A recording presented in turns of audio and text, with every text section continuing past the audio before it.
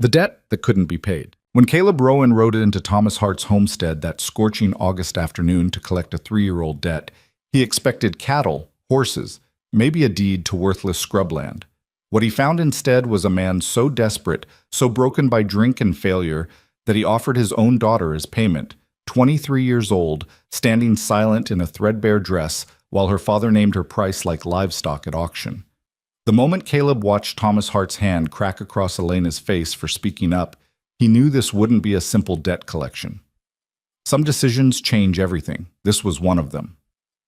Welcome to a story about the price of freedom and the cost of dignity in the Wyoming Territory of 1881. If you're watching from anywhere in the world, drop your city in the comments below. I want to see how far Elena's story travels. Now settle in, hit that like button, and let me tell you about the day a debt collector became something he never intended to be. The August heat shimmered off the hardpan like something alive, distorting the broken-down homestead until it seemed to waver between existence and mirage. Caleb Rowan had seen plenty of failing ranches in his years collecting debts for the Laramie Cattlemen's Association, but Thomas Hart's place struck him as particularly godforsaken. 20 acres of scrub and disappointment, a listing barn that hadn't seen paint in a decade, and a house that looked like it was held together by habit and desperation.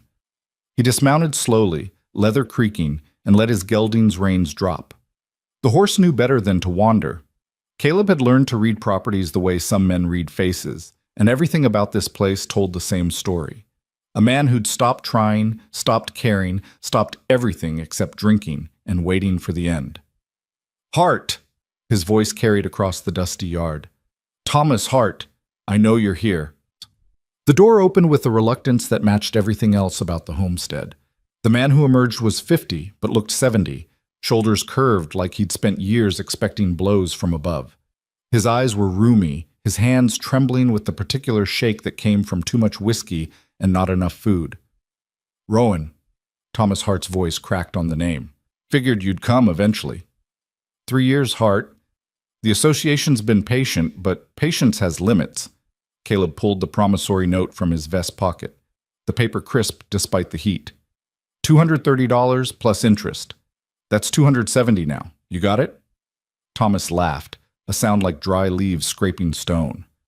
"Do I look like I got $270? You look like a man who made promises he couldn't keep." Caleb's tone stayed level, professional. He'd done this enough times that anger served no purpose. "But the debt's real whether you can pay it or not. So what have you got? Cattle? Horses? This land's worth something, even if it's not much." "Ain't got cattle. Sold the last 3 head 2 months back." Thomas swayed slightly, and Caleb realized the man was already drunk despite the early hour. "Horses ran off or died. Land's mortgaged twice over to the bank in Laramie." "Then we got a problem." Caleb folded the note back into his pocket. "Because I don't leave without something. That's not how this works." Thomas Hart's face shifted then, taking on a cunning that sat poorly on his defeated features. "Got something worth more than cattle." "What's that?" "Got a daughter." The words hung in the heat-thick air like something obscene. Caleb went very still, the kind of stillness that came before violence or revelation. "Say that again." "You heard me?" Thomas's voice gained strength from desperation. "Strong girl, good worker, worth more than $270 I'd wager. You take her, debt settled." "You're offering me a human being to pay your debts. Offering you a contract worker." Thomas had clearly thought this through, practiced the words. "All legal-like. Indentured service, 7 years. That's how it works, ain't it? Girl works off the debt, then she's free. Happens all the time back east." This ain't back east. But Caleb's mind was already working through the legal angles despite his disgust. Indentured servitude wasn't common in the Wyoming Territory, but it wasn't illegal either. The question was whether any court would uphold a contract made under such circumstances, a father selling his daughter's labor to pay his gambling debts. "She's here. You can meet her." Thomas turned toward the house, raising his voice. "Elena, get out here." The woman who emerged made Caleb reassess everything he'd assumed. She wasn't the broken-spirited girl he'd expected, cowed and resigned to whatever fate her father dealt her. Elena Hart moved with her spine straight, her shoulders back, meeting Caleb's gaze with eyes the color of creek water, clear and cold and containing depths he couldn't immediately read. She was thin, too thin. Wearing a dress that had been mended so many times, the original fabric was hard to distinguish from the patches. Her dark hair was pulled back in a practical braid, and her hands, Caleb noticed hands, always, were work-hardened, scarred across the knuckles in ways that spoke of labor and possibly defense. "This is Rowan," Thomas said, his voice taking on a false heartiness that made Caleb's skin crawl. "Come about the debt." "I know who he is." Elena's voice was low, measured. "Everyone in 3 counties knows Caleb Rowan." "Your father's suggesting an arrangement," Caleb said, watching her face, "to settle what he owes. He's suggesting you buy me. No inflection, just fact. Like a horse or a piece of land." Thomas's hand moved so fast Caleb barely registered it, a backhand that caught Elena across the cheekbone with a crack that echoed off the barn. She staggered but didn't fall, didn't cry out, just brought her hand up to her face with a resignation that suggested this was familiar territory. "You'll speak respectful," Thomas snarled, and Caleb saw in that moment what Elena Hart's life had been. Years of walking on eggshells that shattered anyway, trying to anticipate violence that came regardless of caution or obedience. Something shifted in Caleb's chest, a tectonic plate of decision sliding into new alignment. He'd come here for debt collection, a professional transaction that would be recorded in ledgers and forgotten by sunset. But watching a father strike his daughter for speaking truth transformed the calculation entirely. "How old are you?" he asked Elena, ignoring Thomas completely. 23. She lowered her hand, and Caleb could see the red mark blooming across her cheekbone, the slight swelling that would become a bruise by evening. "Old enough to make my own contracts, if that's your concern." "It's one of them." He studied her, this woman who'd just been struck and still stood her ground. "You understand what your father's proposing? 7 years of labor to pay his debt?" "I understand he's selling me because he's got nothing else left to sell." Elena's gaze didn't waver. "And I understand you're trying to figure out if this is legal enough that you won't hang for it." The bluntness startled a laugh out of him. "You always this direct?" "Only when being sold. Seems like the kind of occasion that calls for honesty." Her mouth twisted, not quite a smile. "So what's it to be, Mr. Rowan?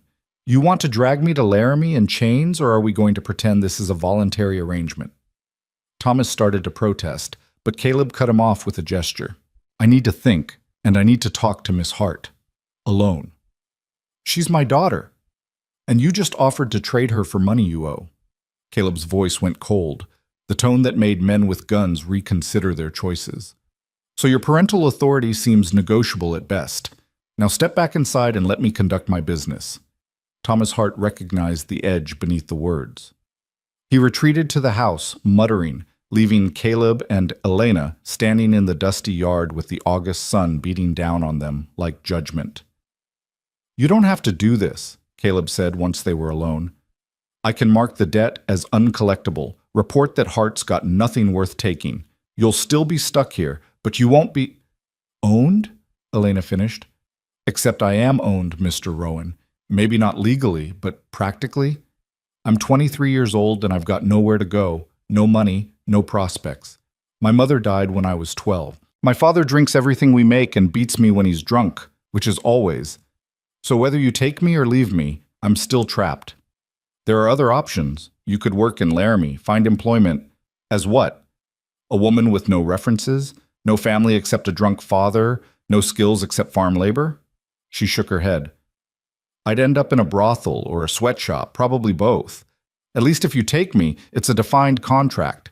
7 years, then freedom. That's more certainty than I've got now." Caleb found himself in unfamiliar territory.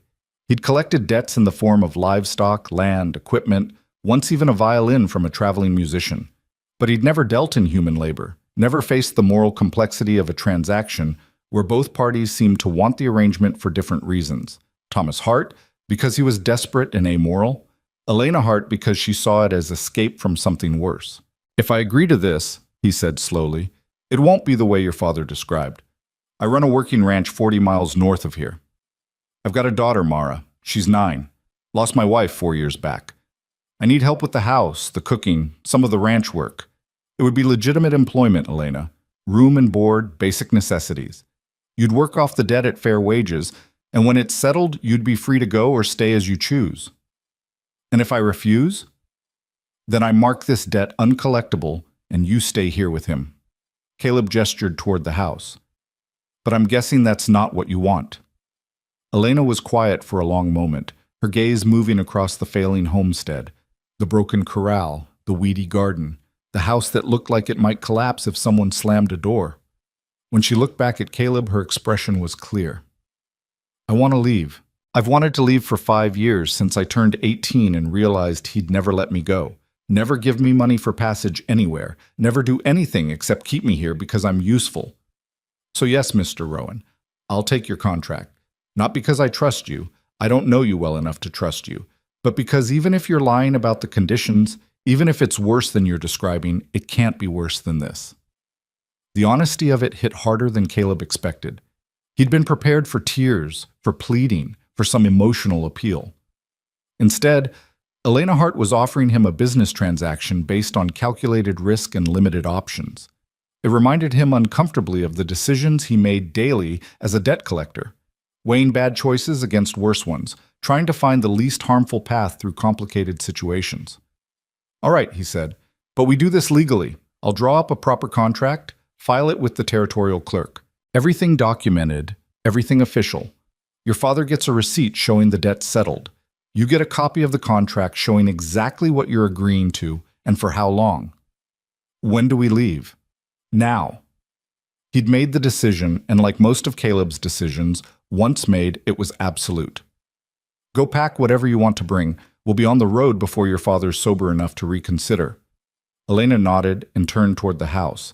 Then she paused, looking back over her shoulder. Why? Why what? Why go to all this trouble? You could just mark the debt as lost. Or you could take me the way my father suggested. No paperwork, no legal protection. Why are you doing it this way? Caleb considered several answers. Professional obligation, legal caution, simple decency. What he settled on was simpler. Because I've got a daughter. And if something happened to me, if she ended up in a situation like this, I'd hope some stranger would treat her like a human being instead of livestock. Something shifted in Elena's expression, a crack in the armor of resignation she wore. Your daughter's lucky. My daughter's 9 years old and growing up without a mother.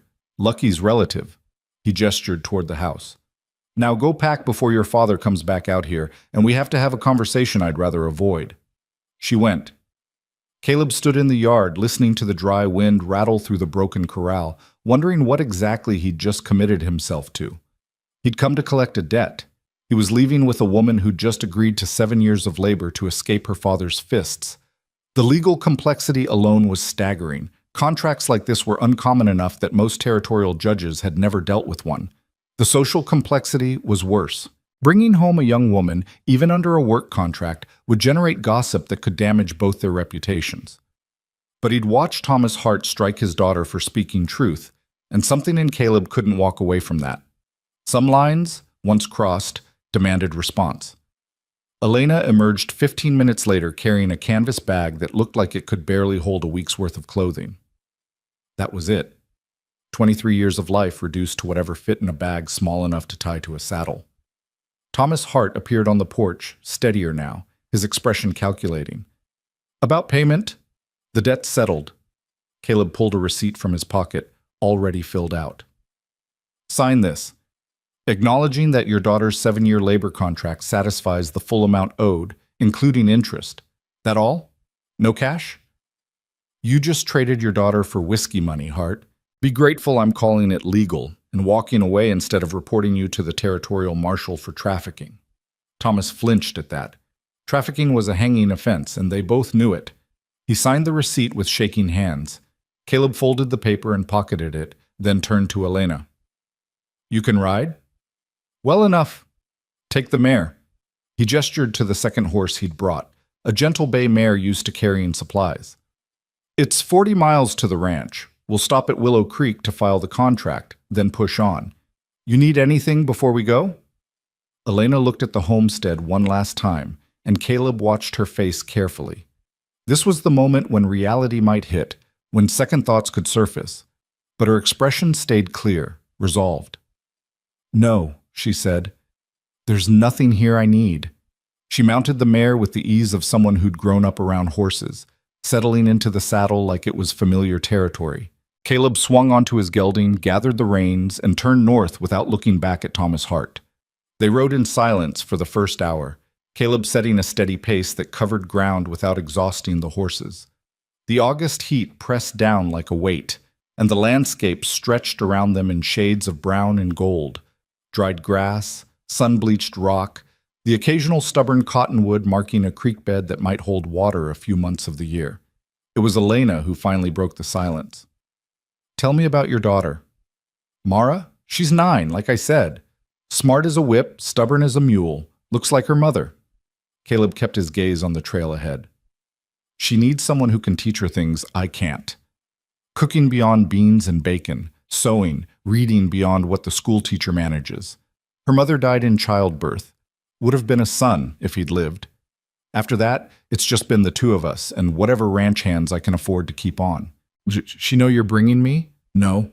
He glanced at her. "Didn't know myself until about an hour ago." "She going to be all right with a stranger showing up?" "Mara's been asking for a woman around the place since she was 6. She'll probably talk your ear off the first week." He paused. "Fair warning, she's not used to having boundaries enforced by anyone but me. Her last governess lasted 3 months before deciding ranch life wasn't for her." "I'm not a governess." "No," Caleb agreed.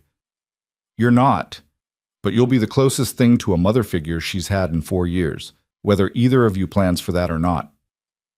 Elena absorbed this in silence, and Caleb found himself wondering what she was thinking. He knew the bare facts of her situation: abusive father, isolated homestead, limited options. But he didn't know her, didn't know what dreams she might have harbored in that falling down house, what hopes she'd set aside, what pieces of herself she'd had to bury to survive Thomas Hart's violence. "The contract," she said eventually. "You said 7 years at fair wages. What's fair?" "Standard rate for household work in the territory is about $12 a month plus room and board. At that rate, you'd work off the debt in just under 2 years. But contracts like this usually run longer to account for the legal complexity and the risk I'm taking that you might leave before the debt's satisfied." "So, 7 years. 7 years with the understanding that if you want to leave after the debt's paid, you're free to go. If you want to stay on as paid help after that, we can negotiate a regular employment arrangement." "And if I want to leave before the debt's paid?" Caleb had expected this question. "Then we go back to Willow Creek, stand before a judge, and explain the circumstances. If the judge rules that I've breached the contract, mistreated you, failed to provide what I promised, then you walk away and the debt goes back on your father's ledger. If the judge rules that you're breaching without cause, then you'd owe the remaining balance." "Which I couldn't pay." "Which you couldn't pay," he agreed. "So the judge would probably sentence you to work off the debt somewhere else, possibly under worse conditions. That's why we're doing this legally, Elena. The contract protects both of us. It gives you recourse if I turn out to be worse than your father. And it gives me recourse if you decide to run off to San Francisco with my silver." She almost smiled at that. "You got silver?" "Not much. But the principle stands." They reached Willow Creek 2 hours before sunset, a dusty frontier town that consisted of a general store, a saloon, a church, and a handful of houses clustered around a creek that justified the name 3 months of the year. The territorial clerk operated out of a room behind the general store, a rail-thin man named Amos Pritchard who'd been filing documents in Willow Creek since before Wyoming was a territory. "Caleb Rowan." Pritchard looked up from his ledger with the expression of a man whose day had just gotten more complicated. "What trouble are you bringing me?" "The legal kind." Caleb pulled out the papers he'd drafted on the ride, a standard labor contract modified to specify debt repayment. "Need this filed and witnessed." Pritchard read through the document with the careful attention of someone who understood that words on paper could mean the difference between justice and disaster. His eyebrows climbed steadily higher as he read. "This is an indenture contract." "It is. Haven't seen one of these in 5 years. Didn't think they were legal anymore." "They're not illegal," Caleb said. just uncommon. Pritchard looked at Elena, who'd been standing quietly by the door. Miss, you understand what you're signing? 7 years is a long time. I understand. Elena stepped forward, and Caleb noted the way she held herself, spine straight, gaze level. Whatever fear or uncertainty she felt, she wasn't showing it. I'm agreeing to work off my father's debt in exchange for room, board, and fair treatment. Is that not allowed? It's allowed. I'm just making sure you know what you're agreeing to. Pritchard turned to Caleb. You know this is going to raise questions. Woman your age, living at your ranch under contract, people are going to talk. People always talk. Caleb signed the contract where indicated. But the law's the law, and this is legal. You going to file it or not? Pritchard sighed, pulled out his stamp, and marked the document as officially registered. He made 2 copies, one for Caleb, one for Elena, and one for the territorial records. If there's trouble, there won't be. Caleb folded his copy into his vest. But if there is, we'll handle it legally. They left Willow Creek as the sun touched the western hills, painting the landscape in shades of amber and shadow. The ranch was still 20 miles north, too far to reach before full dark, which meant camping on the trail. Caleb chose a site near a dry creek bed, where cottonwoods offered some shelter and there was enough dried grass for the horses. He unsaddled the animals, hobbled them to graze, and started gathering firewood while Elena unpacked the supplies he'd brought. You know how to make coffee? He asked. I can manage. She could more than manage. Within 30 minutes, Elena had a fire going, coffee brewing and beans warming in a pan. They ate in silence, the darkness gathering around them like a curtain, the stars emerging overhead in their thousands. First night away from home, Caleb observed. First night in 5 years, I don't have to wonder if he's going to come home drunk and break something. Elena stared into the fire, her face shadowed. Or someone. He hit you often? Often enough? She didn't elaborate, and Caleb didn't push. Some stories came out in their own time. They settled into their bedrolls on opposite sides of the fire, maintaining the kind of careful distance that the situation demanded.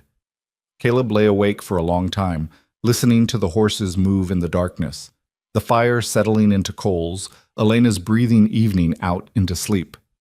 He'd collected a debt today, but what he was bringing home wasn't money or livestock or land.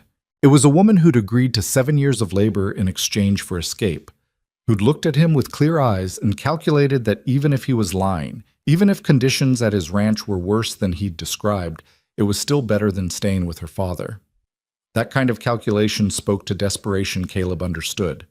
He'd made similar choices himself, back before he'd earned enough respect that people stopped pushing. The difference was, he'd had options. Elena Hart's only option had been to trust a stranger because the devil she knew had become unbearable. The weight of that trust settled on him as he finally drifted toward sleep. He'd made a promise today, sealed it with legal documents and territorial stamps. Now he had to keep it, not just legally, but honorably. Because Elena Hart had gambled 7 years of her life on his word, and Caleb Rowan didn't take that kind of bet lightly. Tomorrow they'd reach the ranch. Tomorrow Mara would meet the woman who'd be teaching her to cook and sew and navigate the world. Tomorrow the real test would begin. Whether a contract signed in desperation could become something like safety. Whether a debt could be paid in work and time. Whether 2 strangers could build something resembling trust on a foundation of legal obligation and limited options. But tonight, under the Wyoming stars with the horses breathing softly in the darkness, Caleb let himself believe it was possible. He'd built a ranch from nothing, raised a daughter alone, earned respect through hard work and harder choices. Surely he could honor a contract, provide decent employment, treat another human being with the dignity she deserved. It was, after all, the least he could do for a woman brave enough to bet her future on a stranger's word. The ranch appeared on the horizon just after noon the next day, and Elena felt something shift in her chest at the sight of it. Not relief exactly. She'd learned not to trust relief, but something closer to cautious recognition that this place existed, that it was real, that she hadn't gambled her future on a fiction. It sprawled across a valley between 2 low ridges, maybe 300 acres of grazing land marked by split-rail fencing that looked maintained, deliberate. The main house was solid timber construction, 2 stories with a wide porch that wrapped around the front and eastern side. Outbuildings clustered nearby, a barn that dwarfed her father's collapsing structure, a bunkhouse, a chicken coop, what looked like a smokehouse. Cattle dotted the far pastures, and horses moved in a corral near the barn. This wasn't a failing homestead held together by desperation. This was a working ranch, successful enough to employ hands, prosperous enough to maintain infrastructure. Elena felt the first stirring of something that might have been hope if she'd let it grow. "That's home," Caleb said, and she heard pride in his voice, the earned kind that came from building something with your own hands. "Built the house myself 8 years back, right after I married Catherine. The barn came later, after our first profitable season. It's bigger than I expected." "What did you expect?" "I don't know."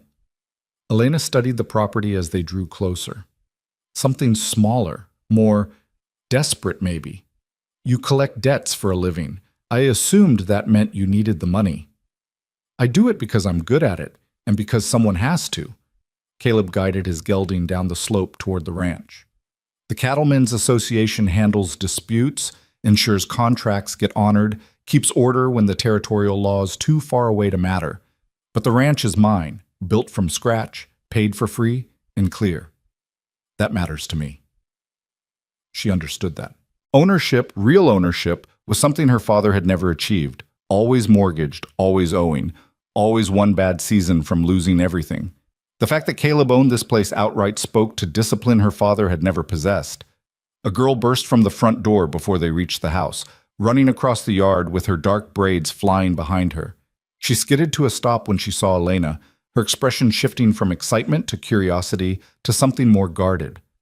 "Papa, you didn't say you were bringing someone." "Didn't know I was until yesterday." Caleb dismounted, and the girl threw herself at him with the unselfconscious affection of a child who'd never learned to doubt her father's love. He caught her easily, swinging her up before setting her down. "Mara, this is Miss Elena Hart. She's going to be living here, helping with the house, and teaching you things I can't." Mara's gaze fixed on Elena with the frank assessment of childhood.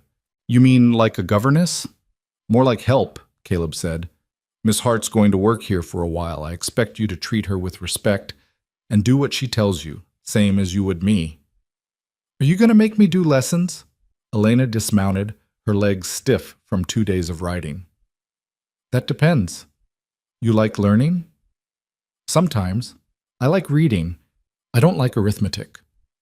"Well, that makes 2 of us." Elena smiled despite her exhaustion. "Maybe we can make a deal. We'll do arithmetic when we have to, and reading when we want to." Mara's expression brightened. "Really? Really?" Elena glanced at Caleb. "If your father agrees. Long as the work gets done and you learn what you need to learn, I don't care how you arrange it." Caleb gestured toward the house. "Mara, show Miss Hart where she'll be staying. 2nd bedroom upstairs, the one that faces east. Then come help me with the horses." The girl grabbed Elena's hand with startling familiarity and tugged her toward the house. "Come on! The room's nice. It's got a window and everything. Papa built the furniture himself. He's real good at making things." The house's interior matched its exterior promise. Clean, well-maintained, furnished with pieces that showed craftsmanship even if they lacked elegance. The main room held a stone fireplace, a dining table that could seat 8, chairs that looked hand-carved. Stairs led up to the 2nd floor, where Mara pulled Elena down a short hallway. "This is your room." She pushed open a door, revealing a space perhaps 12 feet square with a window overlooking the eastern ridge, a bed with a frame that showed the same careful joinery as the downstairs furniture, a chest of drawers, a simple chair, clean sheets, a quilt that looked handmade, a washstand with a pitcher and basin. It was more than Elena had expected. More than she'd had in years, honestly. Her room at her father's house had been barely larger than a closet, with a cot and a trunk and nothing else. "It's perfect," she said, and meant it. "Mama used to use it for sewing." Mara's voice went quiet. "Papa hasn't let anyone use it since she died. Says it felt wrong, having someone else in her space." Elena set her bag on the bed, processing this information. "And he's all right with me using it?" "Guess so. He wouldn't have told me to bring you up here otherwise." Mara tilted her head, studying Elena with the same frank curiosity she'd shown outside. "How come you're here? Did you answer an advertisement? Not exactly. Elena chose her words carefully, aware that this 9-year-old would repeat everything she said. Your father and I made a business arrangement. I'm going to work here for a while, help with the house and teaching you, in exchange for room and board. So you're staying, like, for a long time. For a while. 7 years felt too complicated to explain to a child. Is that all right with you? Mara considered this with the seriousness of someone weighing a major decision. I guess, long as you don't try to make me wear dresses all the time or tell me I can't help Papa with the ranch work. The last lady who came tried to make me act like a proper young lady, and Papa sent her away when I told him she wouldn't let me ride horses. I won't stop you from riding horses. Elena sat on the bed, testing the mattress. Straw-filled but well-packed, comfortable enough. I grew up on a ranch. I know that work doesn't care if you're wearing a dress or trousers. Really? You worked on a ranch? Mara's whole face lit up. Can you rope cattle? Can you break horses? Can you shoot? I can rope adequately. I've never broken a horse, and I can shoot well enough to hit what I'm aiming at most of the time. Elena smiled at the girl's enthusiasm. But I'm here to help with the house, not the ranch work. Your father's got hands for that. We only got 2 right now, Charlie and Sam.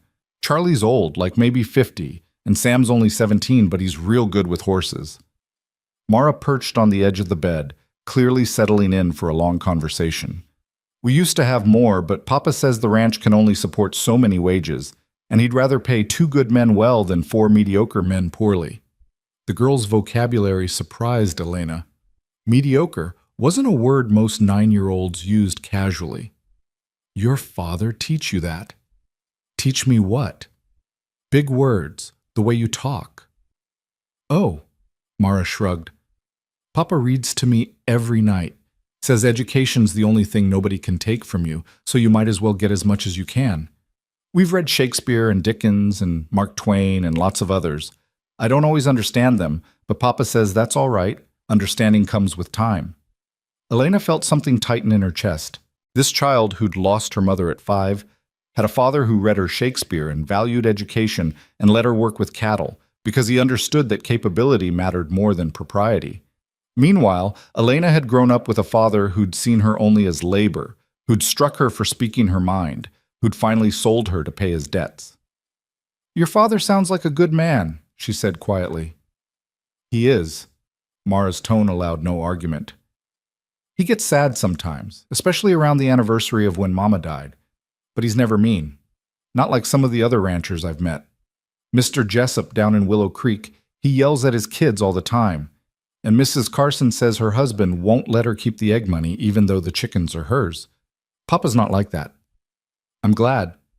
Elena stood, suddenly aware of how exhausted she was from 2 days of riding and the accumulated weight of 23 years of survival. I should probably wash up and see what your father needs me to do. He'll probably want you to rest today. That's what he always says when someone's traveled far. Give them time to settle before expecting work. Mara hopped off the bed. I'll show you where the pump is and where we keep the soap and where the outhouse is and… Mara! Caleb's voice carried up from downstairs. Let Miss Hart breathe. Come help with the horses like I told you. The girl made a face but obeyed, pausing at the door. I'm glad you're here. It gets lonely sometimes being the only girl, even if you're just here for work. She clattered down the stairs before Elena could respond, leaving her alone in a room that smelled faintly of cedar and sunlight. Elena moved to the window, looking out over the eastern ridge where afternoon shadows were starting to lengthen. From here she could see the whole valley, the cattle grazing, the horses in their corral, the mountains rising in the distance like promises or warnings. She'd left her father's house with nothing but the clothes she wore and the few possessions that fit in a canvas bag. She'd signed a contract that bound her for 7 years, gambling that a stranger's word was worth more than her father's violence. And now she stood in a room that had belonged to a dead woman, in a house built by a man who read Shakespeare to his daughter, wondering if she'd made the right choice or simply traded one form of captivity for another. But the bed was clean, the window let in light, and nobody had hit her in 2 days. By the standard she'd learned to live by, that counted as success. Elena washed her face and hands at the basin, changed into the only other dress she owned, as patched and worn as the first, and went downstairs to find out what this new life would actually require. Caleb was in the kitchen, a large room that dominated the back of the house. A cast iron stove, a pump with a deep sink, shelves lined with provisions, a work table scarred from years of use. He looked up when she entered, his expression unreadable. "You settled?" "As much as I can be."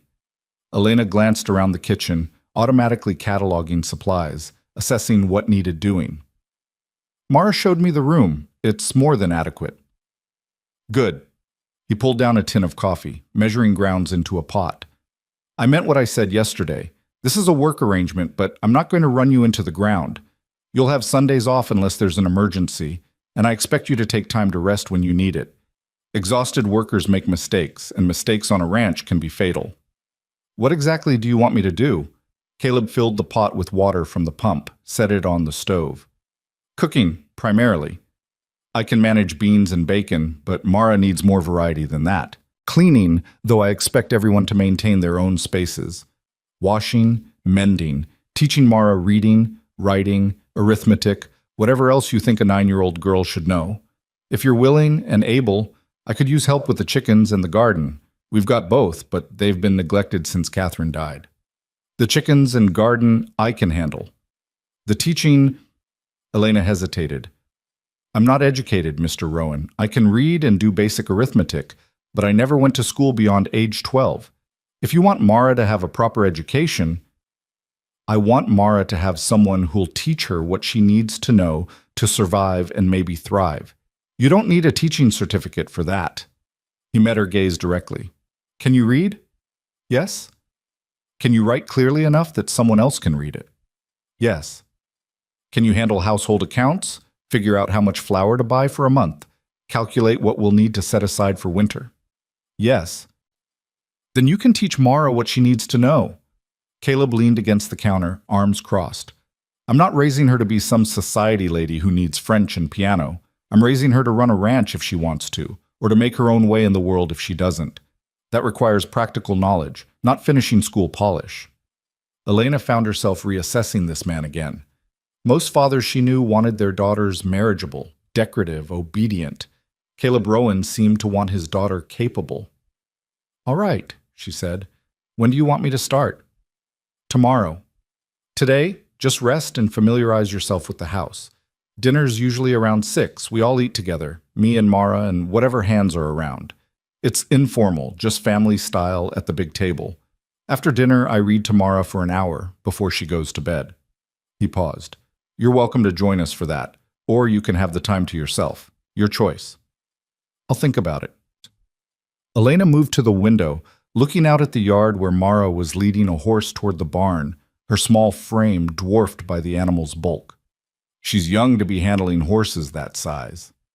She's been around horses since she could walk, knows them better than most grown men I've met. Pride colored his voice again. Catherine started teaching her young, said there was no point waiting until she was big enough to be afraid. By the time Mara was 7, she could saddle her own mount and ride well enough to help move cattle. "You miss her, your wife." Caleb was quiet for a long moment. "Every day. But missing someone doesn't mean you stop living. Catherine wouldn't have wanted Mara raised by a father too buried in grief to function.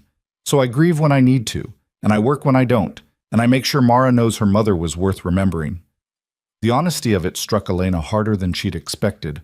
Her own mother had died when she was 12, and her father had responded by drinking more, hitting harder, retreating into bitterness that had poisoned everything it touched. Caleb Rowan had responded by building a life his daughter could thrive in, by reading her Shakespeare, by teaching her that capability mattered more than propriety. "I'll do my best," Elena said quietly, "with Mara, with the work, with all of it. I can't promise I'll be good at everything, but I'll try. That's all I ask." Caleb pushed away from the counter. "Now let me show you where everything is so you're not wandering around lost tomorrow morning."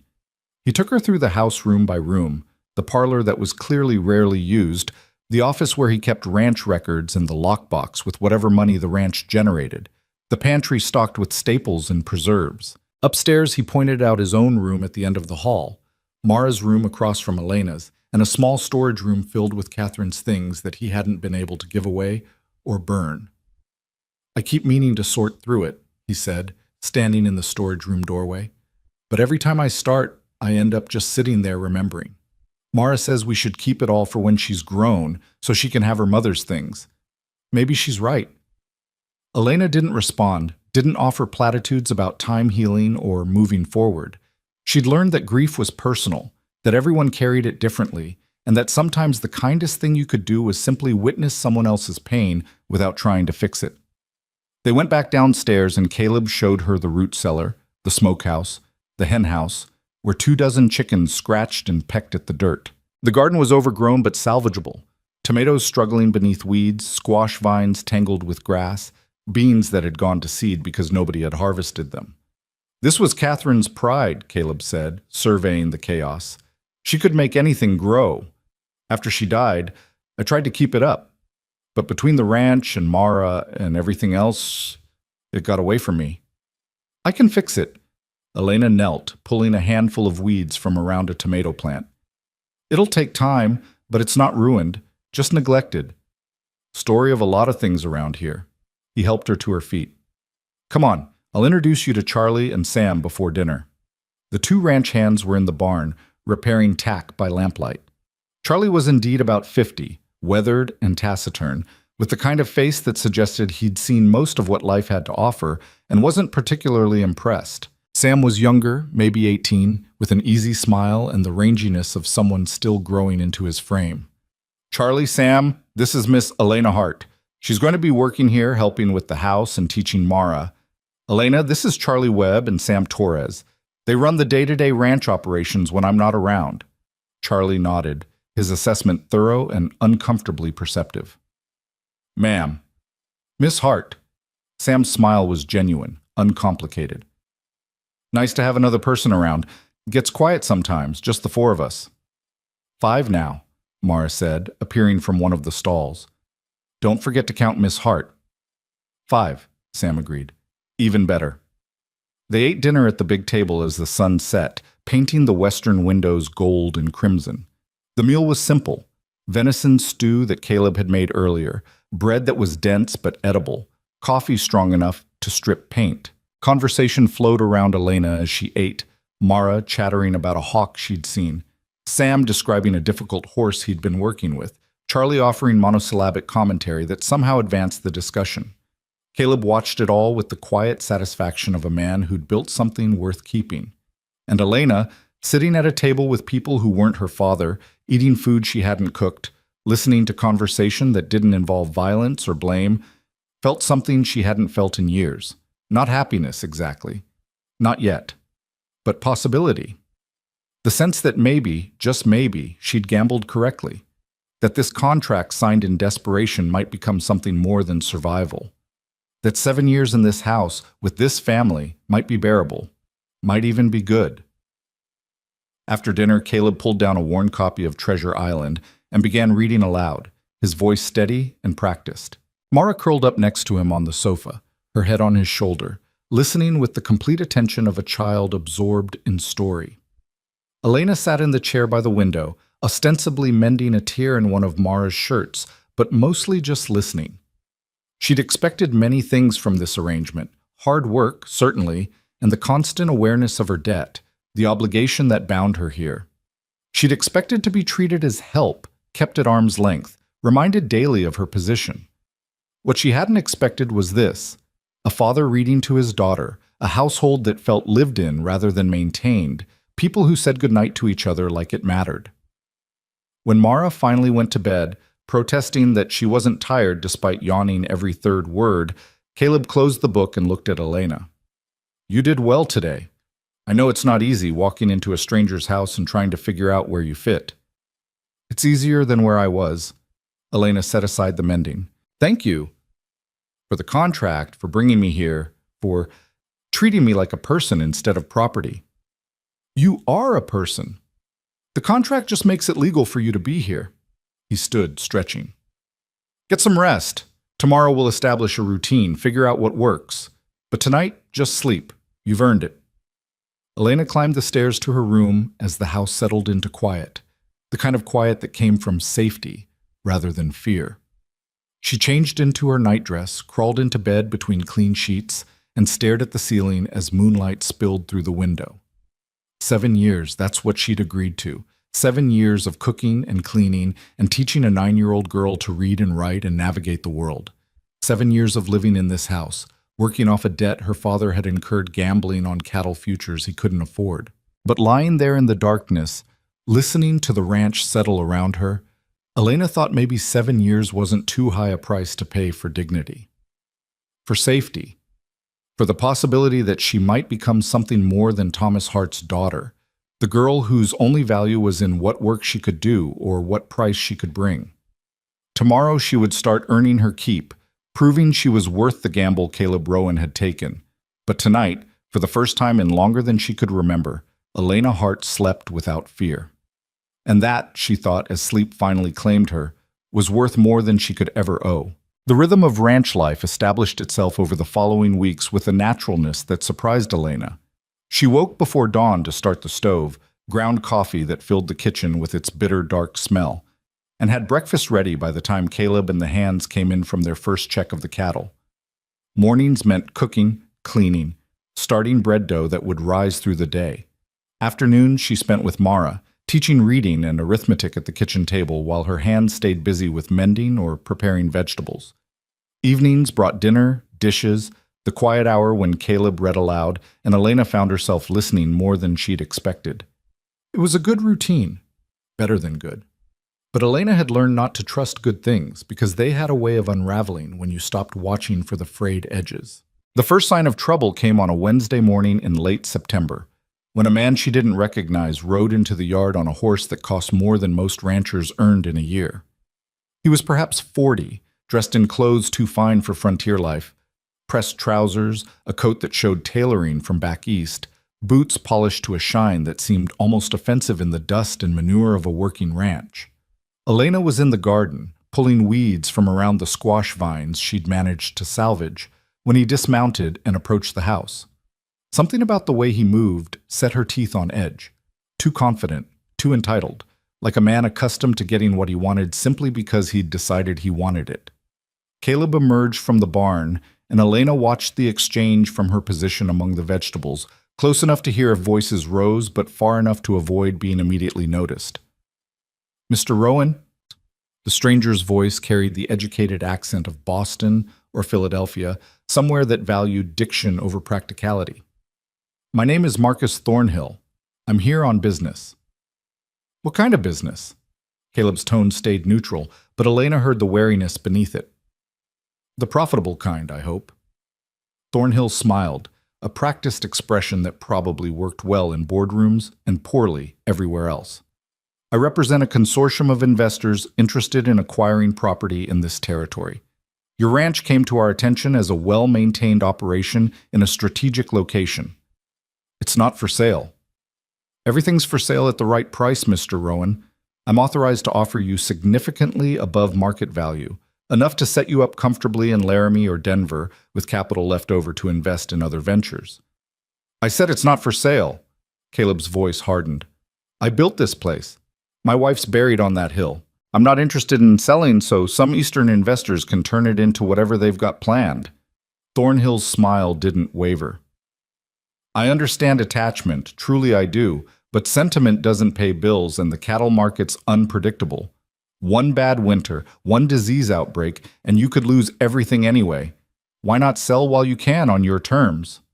"Because it's my land, and I'm keeping it." Caleb crossed his arms. "Now, if you don't have other business, I've got work to do." "Actually, I do have other business." Thornhill's gaze shifted, scanning the yard until it landed on Elena. "I heard you recently acquired a rather unusual asset, a young woman working under contract?" Elena felt ice slide down her spine. She stood slowly, wiping dirt from her hands, suddenly aware of how vulnerable she was, kneeling in a garden, wearing a patched dress, marked by the work contract that bound her to this place. "Miss Hart is employed here, yes." Caleb's tone went very quiet, the kind of quiet that preceded violence. "That's not your business. On the contrary, it might be very much my business." Thornhill pulled papers from his coat.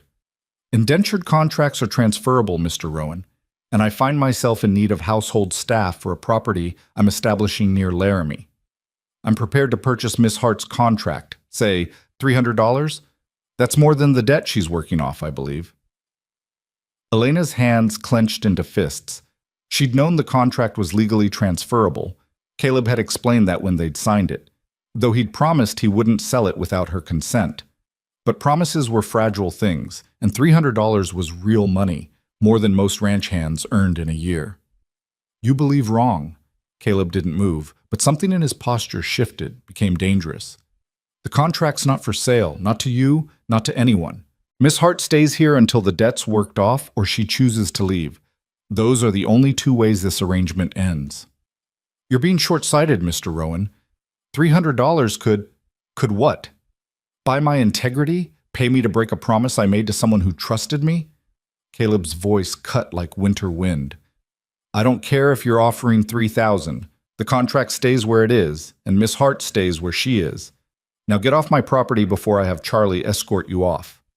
Thornhill's smile finally faded, replaced by something colder. You're making a mistake. My employers don't appreciate being told no. Then your employers and I are going to have a problem. Caleb gestured toward the road. Leave. Now. The man left, but not before casting one more glance at Elena, assessing, calculating, the look of someone who saw people as assets to be acquired or obstacles to be removed. She stayed in the garden until the sound of hoofbeats faded, then slowly made her way to where Caleb stood watching the road. He'll come back, she said quietly. Probably. Caleb turned to face her, and she saw anger in his expression, tightly controlled. But the answer will be the same. I gave you my word, Elena. The contract stays with me until it's fulfilled, or you choose to leave. Nobody buys you from me. Nobody. $300 is a lot of money. It's insulting money, like I'd sell someone's life for profit. He rubbed his face, suddenly looking tired. You all right? I've been bought once. I can survive the attempt to be bought again. But her hands were shaking, and they both knew it. I thought maybe this place was safe. That for 7 years I could stop looking over my shoulder. It is safe. And you will be. Caleb's voice gentled. But I need you to understand something. Men like Thornhill, they don't give up easy. If he's representing investors who want this land, they'll try other approaches. Might try to make life difficult. Might try legal pressure. Might try... He trailed off, then met her gaze directly. If anyone approaches you, anyone at all, offering you money or freedom or anything else to leave here, you come tell me immediately. Don't negotiate, don't agree to anything. Just tell me. Can you do that? Yes. Elena studied his face, trying to read the concern there, wondering if it was professional, protecting his investment in her labor, or something more complicated. Why does he want the ranch so badly? Railroad's coming through, probably within 5 years, definitely within 10. When it does, land values are going to explode. Right now, my ranch is worth maybe $5,000. When the railroad comes, could be worth $50,000, maybe more. He stared toward the eastern ridge where the tracks would eventually run. Men like Thornhill, they buy up land cheap now, sit on it, then sell for massive profit when the railroad's announced. It's legal, it's smart business, and I want no part of it. Even though you'd profit too? This isn't about profit. It's about... Caleb struggled for words. Catherine and I chose this spot because it was beautiful, because we could raise Mara somewhere clean and open, because it felt like ours. If I sell to speculators, all of that gets erased. The ranch becomes an investment property, Mara loses her home, Catherine's grave ends up on land owned by strangers. I can't do that. Won't do that. Elena understood that kind of devotion, even if she'd never experienced it personally. Then we'll deal with whatever comes. We will. He smiled slightly. Now get back to your garden. Those squash vines aren't going to weed themselves. She returned to her work, but the peace of the morning had been shattered. Thornhill's visit lingered like smoke, tainting everything with the reminder that safety was provisional, that contracts could be challenged, that the life she was building here existed at the mercy of legal documents and other people's decisions. That night at dinner, Mara noticed the tension immediately. Papa, why are you angry? I'm not angry, sweetheart. You are. You've got that look you get when you're trying not to be angry, but you are anyway. She pushed peas around her plate. Did something bad happen? Caleb exchanged a glance with Elena, then sighed. We had a visitor today, man trying to buy the ranch. I told him no, but he wasn't happy about it. We're not selling the ranch, right? Mara's voice went small, anxious. This is home. Mama's here. We're not selling. Caleb reached across the table, covering her small hand with his larger one. This is your home, and it's staying your home. I promise. But what if he comes back? What if he tries to make us leave? Then we'll handle it, together. He looked at Elena, including her in that statement. All of us. The word us resonated in ways Elena hadn't expected. She'd been here 6 weeks, long enough to establish routines, but not long enough to feel truly settled, truly part of something. Yet Caleb had just claimed her as part of all of us, part of the collective that would defend this ranch against outside threats. It should have felt like pressure. Instead, it felt like belonging. The weeks that followed brought a deceptive calm. Thornhill didn't return. No more well-dressed strangers appeared in the yard. The work continued. Elena harvested the garden's late produce, put up preserves for winter, taught Mara fractions using pie dough and measuring cups. The girl was quick, curious, occasionally frustrating in the way children were when they questioned everything instead of simply accepting instruction. But why does it matter if I can calculate percentages? Mara demanded one afternoon, scowling at the slate where Elena had written practice problems. Because understanding percentages means understanding how much of your money goes to taxes, how much interest the bank charges on loans, whether someone's offering you a fair price for cattle. Elena sat across from her at the kitchen table, flour dusting her apron from the bread she'd been kneading. It's the difference between making smart decisions and getting cheated. Papa says people who try to cheat us find out quick that it's a mistake. Your papa's right, but it's better to recognize the cheat yourself than to rely on someone else to protect you. Elena tapped the slate. What if something happened to your papa? What if you had to run this ranch yourself someday? You'd need to know these things. Mara's expression shifted, becoming more serious. You think something might happen to Papa? No, sweetheart, but life's unpredictable. My mama died when I was 12, and suddenly I had to do things I'd never learned because she'd always handled them.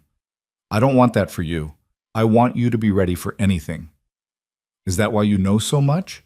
Because your mama died and you had to learn? Partly.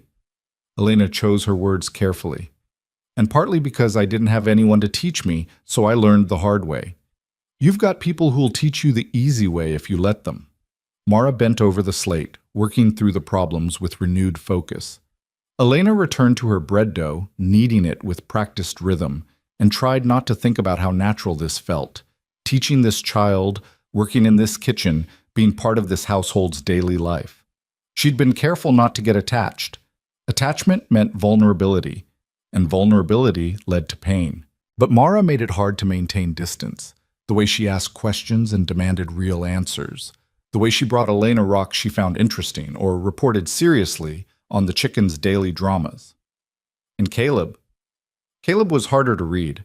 He was unfailingly polite, respectful, treated her like a valued employee rather than indentured labor. But sometimes Elena caught him watching her with an expression she couldn't interpret. Something thoughtful, almost wistful, gone before she could examine it. October brought cooler weather and the first serious test of Elena's place in the household. A difficult birth among the cattle required all hands working overnight, which meant Caleb, Charlie, and Sam were gone from the house, leaving Elena and Mara alone. Elena put Mara to bed at the regular time, then settled into Caleb's office to work on the household accounts he'd asked her to review. The ranch's finances were healthier than she'd expected, not wealthy by any means, but stable, with enough put aside for emergencies and winter expenses. She was making notes about where they might economize on purchased goods by producing more at home when she heard horses in the yard. Too many horses. Caleb had taken 2 mounts. These sounded like 4, maybe 5. Elena moved to the window, dousing the lamp so she could see out without being seen. 5 riders, none of them familiar, sitting their horses in the darkness. One dismounted, approached the house, knocked with a presumption that set her instincts screaming. She grabbed the rifle Caleb kept by the door. He'd shown her where it was, how to load it, told her to use it if she ever felt threatened. Her hand stayed steady as she checked the load, then positioned herself where she could cover the door. "Ranch is closed for business," she called through the wood. "Come back tomorrow." "We're not here for business." The voice was rough, unfamiliar. "We're here to deliver a message." "Then deliver it and leave." "Message is for Mr. Rowan, about reconsidering certain offers." Elena's grip tightened on the rifle. Mr. Rowan's answer was no. "Still is. Now leave before this becomes a problem."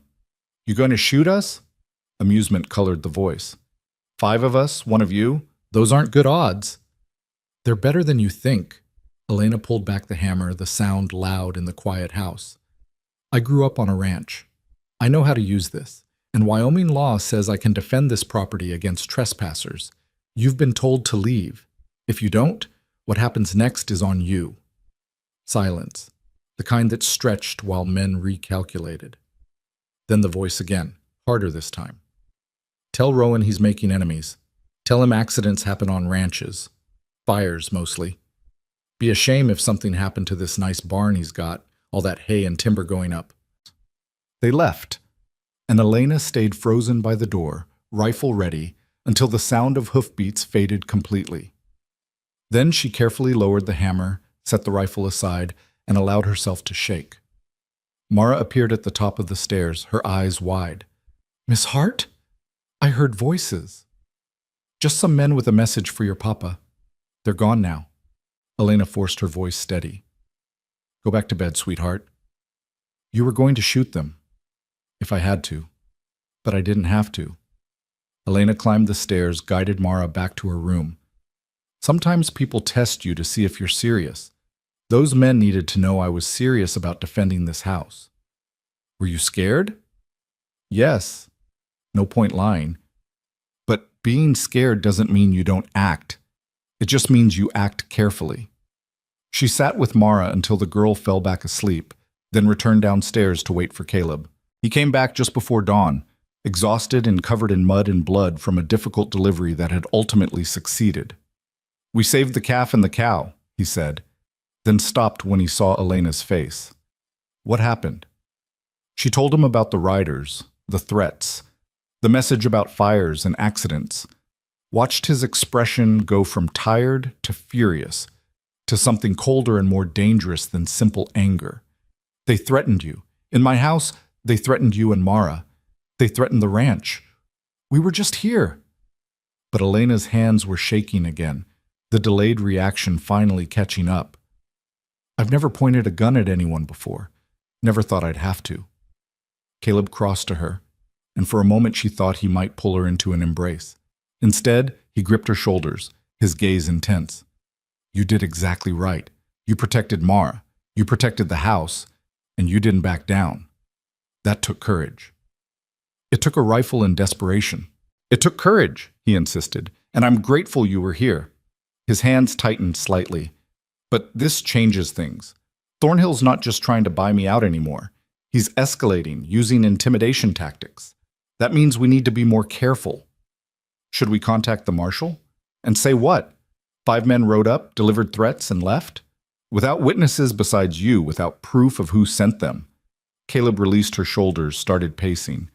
"The law's not going to help us with this. We're on our own." "Then what do? We watch. We prepare. And we make sure someone's always at the house when I'm not here." He stopped pacing, looked at her directly. "I'm going to teach you to shoot better. Not just point and hope, but actually hit what you're aiming at. And I'm going to make sure Mara knows how to load a rifle and when to hide. I don't like it, but I like the alternative less."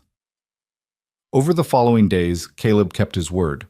He spent an hour each afternoon teaching Elena to shoot, correcting her stance, her grip, her breathing. She was adequate before. Under his instruction, she became competent, then better than competent.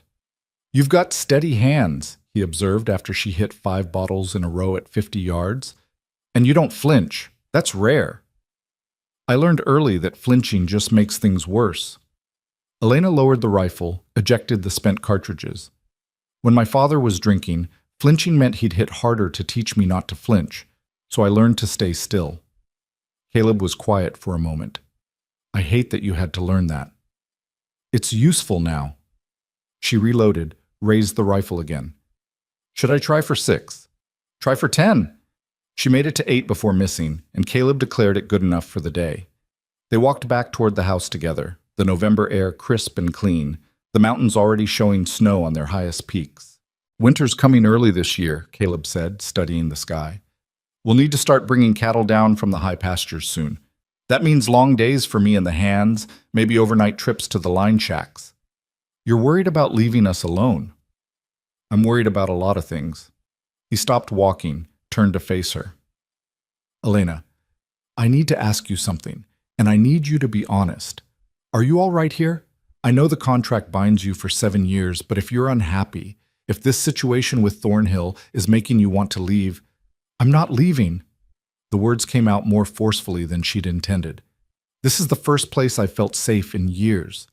The first place I've felt like I matter as something other than labor. Thornhill's threats don't change that. If anything, they make me more determined to stay. Relief crossed Caleb's face, quickly masked. Good. Because I've come to rely on you. Not just for the work, though you've done excellent work, but for being someone Mara can look up to. Someone who shows her that women can be strong and capable. Someone who doesn't make her feel like she has to choose between being tough and being kind. She's already both those things. You raised her that way.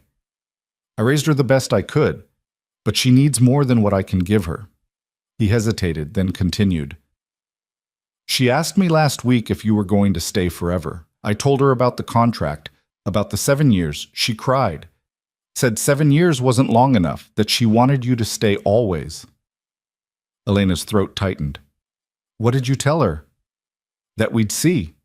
That sometimes people surprise you by staying longer than they planned. His gaze held hers. Would you? Stay longer than 7 years, I mean, if you wanted to, if it felt right. I don't know. Honesty compelled the answer, even though she could see he wanted something more definitive. 7 years is a long time. I don't know who I'll be when the contract's up, what I'll want, where I'll want to go. But asking me now? It's too soon to know. Fair enough. He started walking again. Just know that the option exists. When the 7 years are up, if you want to stay on as regular paid help, or even just stay as part of the household without formal employment, the offer's open. That night, Elena lay awake thinking about the question Caleb had asked and the answer she'd given. 7 years had seemed like an eternity when she'd signed the contract, an impossible stretch of time to commit to anything. Now, 3 months in, 7 years felt simultaneously too long and not long enough. Too long because she'd learned that safety was fragile, that circumstances could shift overnight, that promises made in good faith could be broken by forces beyond anyone's control. Not long enough because she was starting to imagine a future here, starting to see herself not as indentured labor working off a debt, but as someone who belonged, someone who mattered, someone whose presence would be missed if she left. It was dangerous, that kind of thinking. Attachment led to vulnerability, and vulnerability led to pain. But lying there in the dark, listening to the house settle around her, Elena couldn't quite make herself regret it. The fire came 3 weeks later on a moonless night in late November when the wind howled down from the mountains like something alive and hungry. Elena woke to Mara shaking her shoulder, the girl's face pale in the darkness. Miss Hart, wake up! Something's burning! She smelled it immediately, smoke, thick and acrid, coming from outside. Elena threw on her dress, grabbed Mara's hand and ran downstairs to find Caleb already at the door, staring out at the barn. The entire structure was engulfed, flames reaching toward the black sky, sparks spiraling upward on the wind. The horses screamed, trapped inside, their panic audible even over the roar of the fire. Stay here, Caleb commanded, but Elena was already moving, grabbing the rifle, positioning herself where she could see the yard. They might be watching, she said, might be waiting to see if you come out to fight the fire. Caleb's face showed he had already considered this. He turned to Charlie and Sam, who'd emerged from the bunkhouse. We need to get the horses out. Nothing else matters. The barn's gone, but we can save the animals.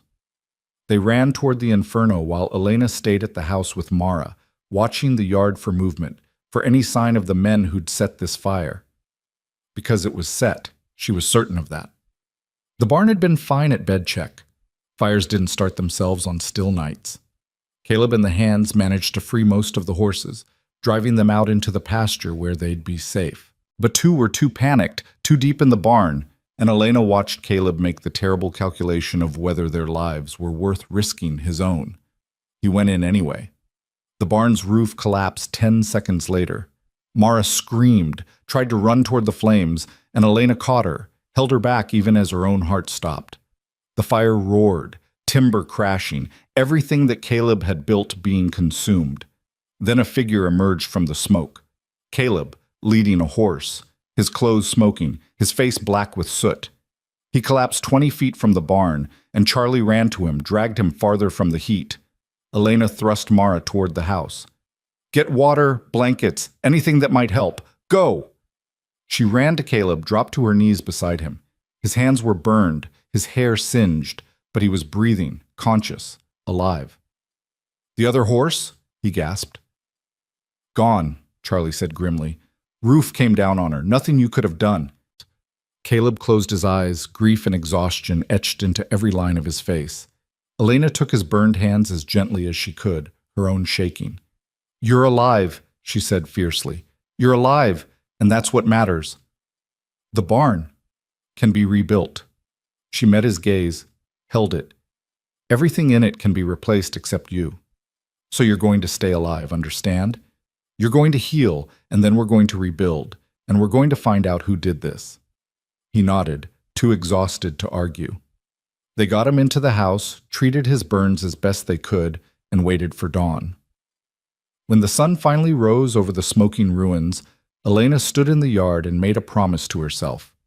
Whoever had done this, whoever had threatened her safety and Mara's future and Caleb's life, they were going to pay. The question was how. The answer came to Elena as she stood in the ruins of the barn 3 days later, sifting through ash and charred timber while Caleb rested inside with his bandaged hands.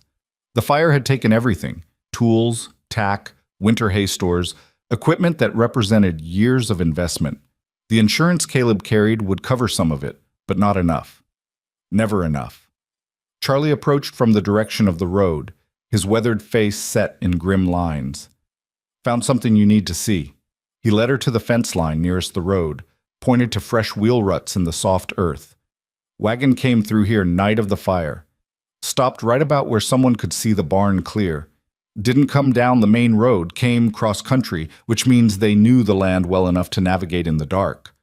Or they'd scouted it beforehand." Elena knelt, studying the tracks. How many men would a wagon like this carry? 3, maybe 4, plus whoever drove it. Charlie spat tobacco juice into the dirt. "I've been thinking about those riders who came by when Caleb was gone. 5 men then, probably the same 5 men now. They watched the place, learned the patterns, waited for the right night. Can we track them?" "Already tried. Trail goes cold about 2 miles out where they hit harder ground." He looked at her with something like respect. "You're thinking about going after them." "I'm thinking about stopping them from doing this again." Elena stood, brushed ash from her hands. "They burned the barn as a warning. Next time it might be the house, or worse."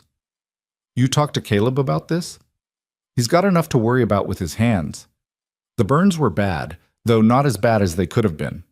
The doctor from Willow Creek had come, cleaned the wounds, wrapped them in bandages soaked with some foul-smelling salve. Caleb would heal, but it would take weeks, and in the meantime he couldn't work, couldn't grip a rope or a rifle, couldn't do any of the 1,000 things running a ranch required, which meant Elena and the hands were running it in his absence, and Elena was discovering she had opinions about how to handle threats to the operation. That evening, after Mara had gone to bed and Caleb had taken the laudanum the doctor left for pain, Elena sat in the office going through ranch records. Not the daily accounts she usually managed, but Caleb's personal files, correspondence, contracts, the documented history of his dealings with the Cattlemen's Association.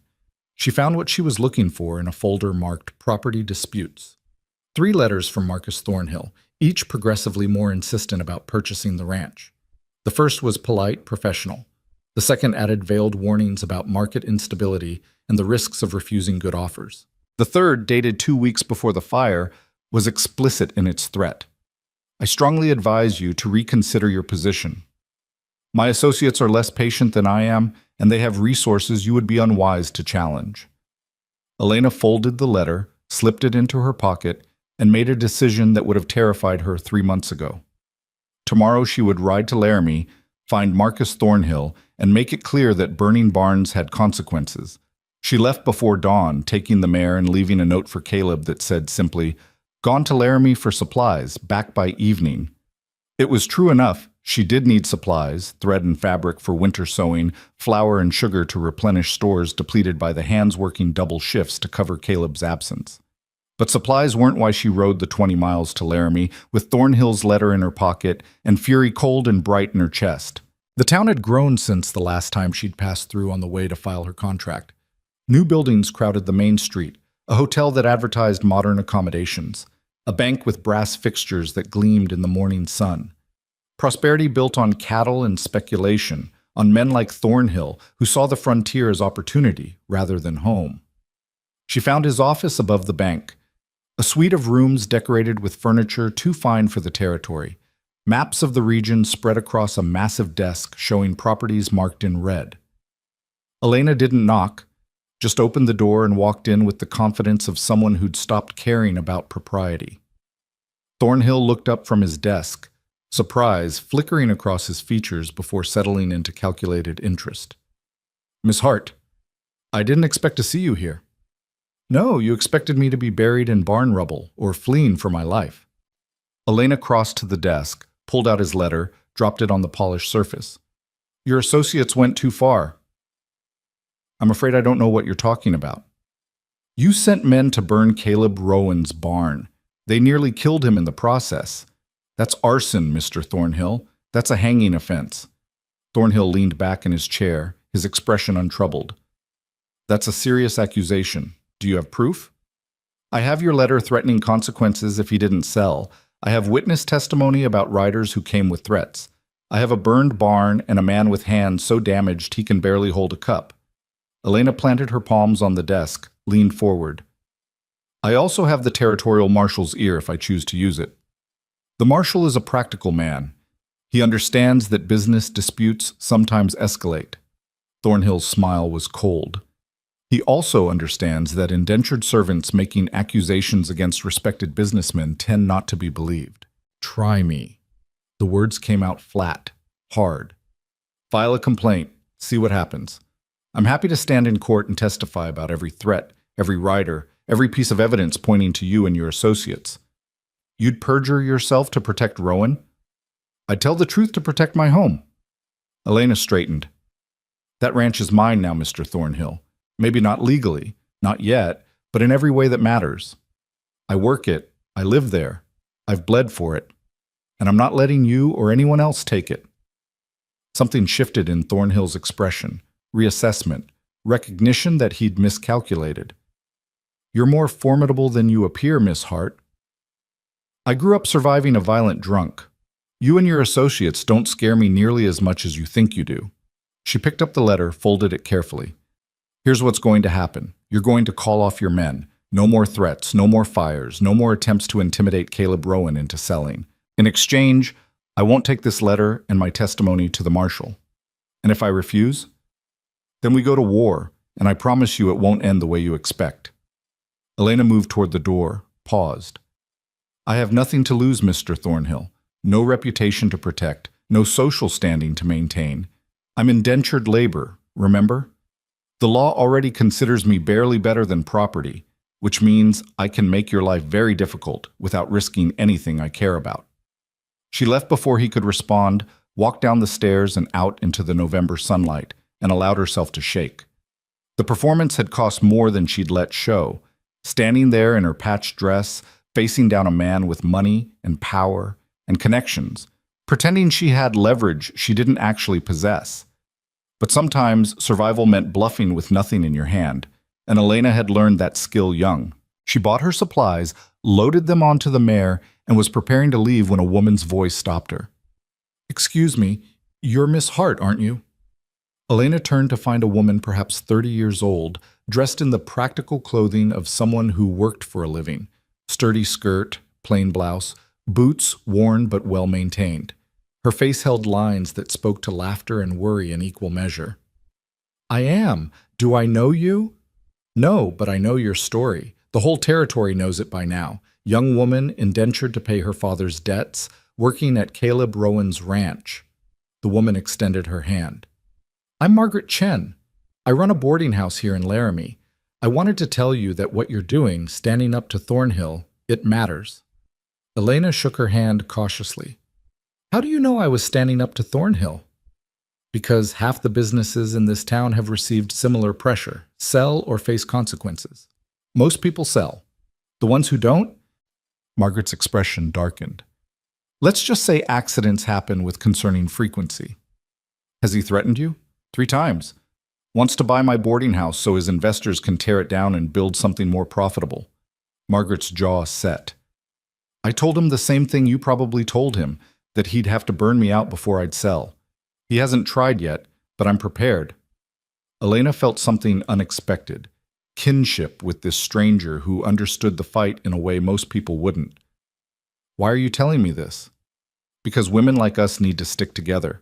We don't have the law on our side, don't have money or influence or men willing to fight our battles. We've got ourselves and each other, and that has to be enough. Margaret pulled a card from her pocket, pressed it into Elena's hand. If you ever need help, or a place to stay, or just someone who understands, you come find me. Anytime, day or night. Elena looked at the card. Simple, just a name and address. But the offer behind it felt monumental, a lifeline extended across the gap between strangers. Thank you. Thank you for showing the rest of us that we can fight back. Margaret smiled. Now get home safe. I suspect Caleb Rowan is going to have words about you riding to Laramie alone to threaten a dangerous man. She was right about that. Elena arrived back at the ranch just as the sun touched the western hills to find Caleb waiting on the porch, his bandaged hands clenched despite the obvious pain it caused. Where the hell have you been? Laramie, like the note said. The note said supplies. It didn't say you were going to confront Marcus Thornhill in his office and threaten him with legal action. Caleb descended the steps carefully, his movements stiff. Charlie rode in an hour ago, said he saw you coming out of the bank building where Thornhill keeps his office. What were you thinking? I was thinking someone needed to make it clear that burning your barn had consequences. Elena dismounted, started unloading supplies. And since you can't hold a gun right now, that someone had to be me. So you decided to walk into the office of a man who's already demonstrated he's willing to use violence to get what he wants? Without backup, without telling anyone where you were going, without any kind of plan for if things went wrong. I had a plan. Elena carried flour to the porch, set it down harder than necessary. I threatened him with the marshal, told him I had evidence, and made it clear that further intimidation would result in legal consequences. Evidence we don't actually have. A marshal who probably won't take your word over Thornhill's. Consequences you can't actually enforce. Caleb's voice rose. You risked yourself on a bluff, Elena. What if he'd called it? He didn't. But he could have. He grabbed her arm with his bandaged hand, flinched at the pain but didn't let go. He could have had you arrested for slander, or had his men drag you somewhere quiet, or a dozen other things. You could have been hurt, and I wouldn't have known where to find you. Elena yanked her arm free. Well, I wasn't hurt. I'm here. I'm fine. And maybe now Thornhill will think twice before sending men with torches. Or maybe now he'll escalate further because you've made it personal. Caleb was shouting now, his control finally breaking. Did you think about that? Did you consider that by confronting him directly, you might have painted an even bigger target on this ranch? I thought about the fact that doing nothing clearly wasn't working, Elena shouted back. Your barn burned, Caleb. Your hands got damaged so badly you can't work.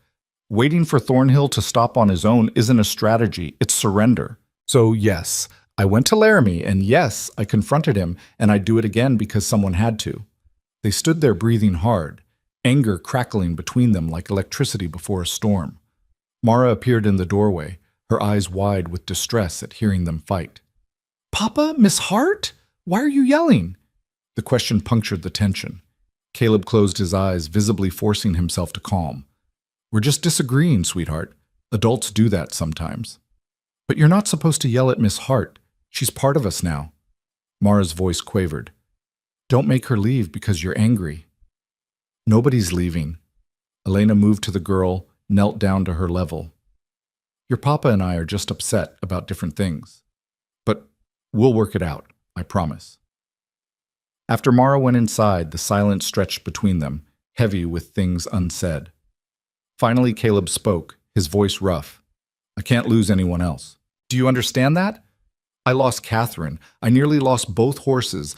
I almost lost my hands in that fire. I can't lose you too. The admission hung in the November air, stark and vulnerable. Elena straightened slowly, processing the implications of what he'd just said. I'm contracted labor. You can't lose what you never really had. Don't. He met her gaze, and she saw fear there beneath the anger. Don't pretend this is just business. You've been here 4 months. You're part of this household, part of Mara's life, part of... He trailed off, seemed to catch himself. Part of what makes this place work. And the thought of you riding into danger without backup, without anyone knowing where you were or what you were doing, it terrified me. I can take care of myself. I know you can. You've proven that repeatedly, but you shouldn't have to do it alone. His bandaged hands gestured helplessly. That's what I'm trying to say. You're not alone here. Whatever threats we face them together. As a household, as a family, as whatever we are. But together. Elena felt something shift in her chest, a wall she'd built carefully crumbling under the weight of his sincerity. I'm sorry. For not telling you where I was going, for taking the risk without consulting you. You're right that it was dangerous. And I'm sorry for yelling. Your instinct was right. Someone did need to confront Thornhill. I just wish it hadn't been you walking into that particular lion's den. He managed a slight smile. Though I'd have paid money to see his face when you threatened him with the marshal.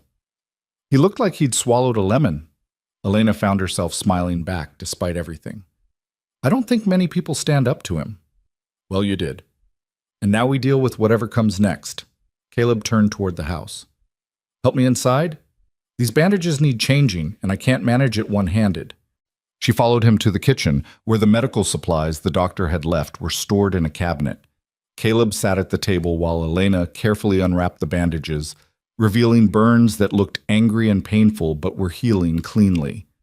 The doctor said 2 more weeks before you can use your hands properly. Elena cleaned the wounds with the gentleness of long practice, applied fresh salve. Until then, you're going to have to let me and the hands handle the ranch work. I hate being useless. You're not useless. You're healing. She wrapped clean bandages around his palms, secured them. There's a difference. Feels the same from where I'm sitting. He watched her work, his expression thoughtful. You're good at this. Taking care of things, taking care of people. Did you learn from your mother? Some. The rest I learned from necessity. Elena tied off the last bandage. When it was just me and my father, if something needed doing, I did it, including patching him up when he fell drunk or got in fights.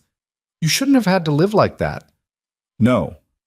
But I did, and now I'm here, and maybe all of it was worth it if it led to this. She met his gaze. I meant what I said to Thornhill. This ranch feels like mine now. Not legally, I know that. But in my heart, in the way I think about the future, it's mine, and I'll fight for it the same way you would. Even though you still have 6.5 years on your contract? Especially because of that. This is my home for at least that long. Might as well defend it. Elena stood, started putting away the medical supplies. Besides, where else would I go? Back to my father's failing homestead? To some other ranch where I'd be just hired help instead of part of something? This matters to me, Caleb. You and Mara and this place, it all matters. He was quiet for a long moment. When he spoke, his voice was careful, measured. When the contract's up, when you're free to leave, I want you to know you'll have choices. You could stay here as paid help, regular wages, and your own autonomy. You could take recommendations from me to work elsewhere if you wanted. You could... He paused, seemed to be choosing words carefully. You could be part of this family in truth, not just by contract. If you wanted, if it felt right. Elena's throat tightened. That's a long time away. I know, but I wanted you to know the option exists, that you have a future here beyond servitude if you choose it. Before Elena could respond, Sam burst through the door, his face flushed with urgency. Boss, we got a problem. Riders approaching, maybe 6 of them. They're flying Thornhill's company flag. Caleb stood, his expression hardening. Get the rifles. Elena, take Mara upstairs and keep her there. Whatever happens, don't come down until I call for you. Caleb, please. His eyes held hers. I can't fight and worry about you both at the same time. I need to know you're safe. Elena grabbed Mara, who'd heard the commotion and come to investigate, and pulled her upstairs to Caleb's room, which had the best vantage point of the front yard. They watched from the window as the riders entered the property, Thornhill himself leading them, his expensive horse prancing with the nerves of an animal unused to working ranch atmospheres. Rowan, Thornhill's voice carried clearly. I'm here to talk, not fight. Give me 5 minutes. Caleb stepped onto the porch, rifle in the crook of his arm despite the bandaged hands that must have made holding it agony. Charlie and Sam flanked him, both armed, both watchful. You've got nerve showing up here after what your men did. My men did nothing without my express orders, which I never gave. Thornhill dismounted, approached with hands visible and empty. That's what I came to tell you. The fire wasn't sanctioned. It wasn't planned. It was freelance work by men I'd previously employed who decided to take initiative. Convenient. It's the truth. When Miss Hart visited my office today, she made some compelling arguments about consequences and legal exposure. I did some investigation, found out that 3 of my former associates had gone beyond their instructions. They've been dealt with. Caleb's stance didn't relax. Dealt with how? Turned over to the territorial marshal with full documentation of their crimes. They're currently sitting in cells in Laramie, awaiting trial for arson.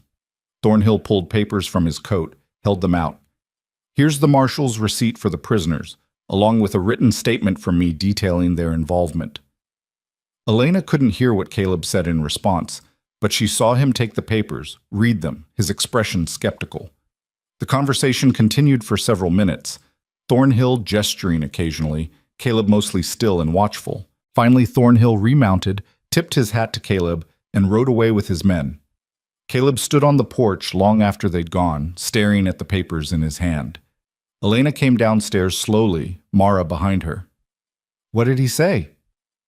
He said the men who burned the barn are in custody, that he's withdrawing his offer for the ranch, that his investors have decided to focus on properties whose owners are willing to sell. Caleb handed her the papers. He also said to tell you that you made your point very effectively. Do you believe him? I don't know. Caleb rubbed his face with the back of his wrist, careful of the bandages.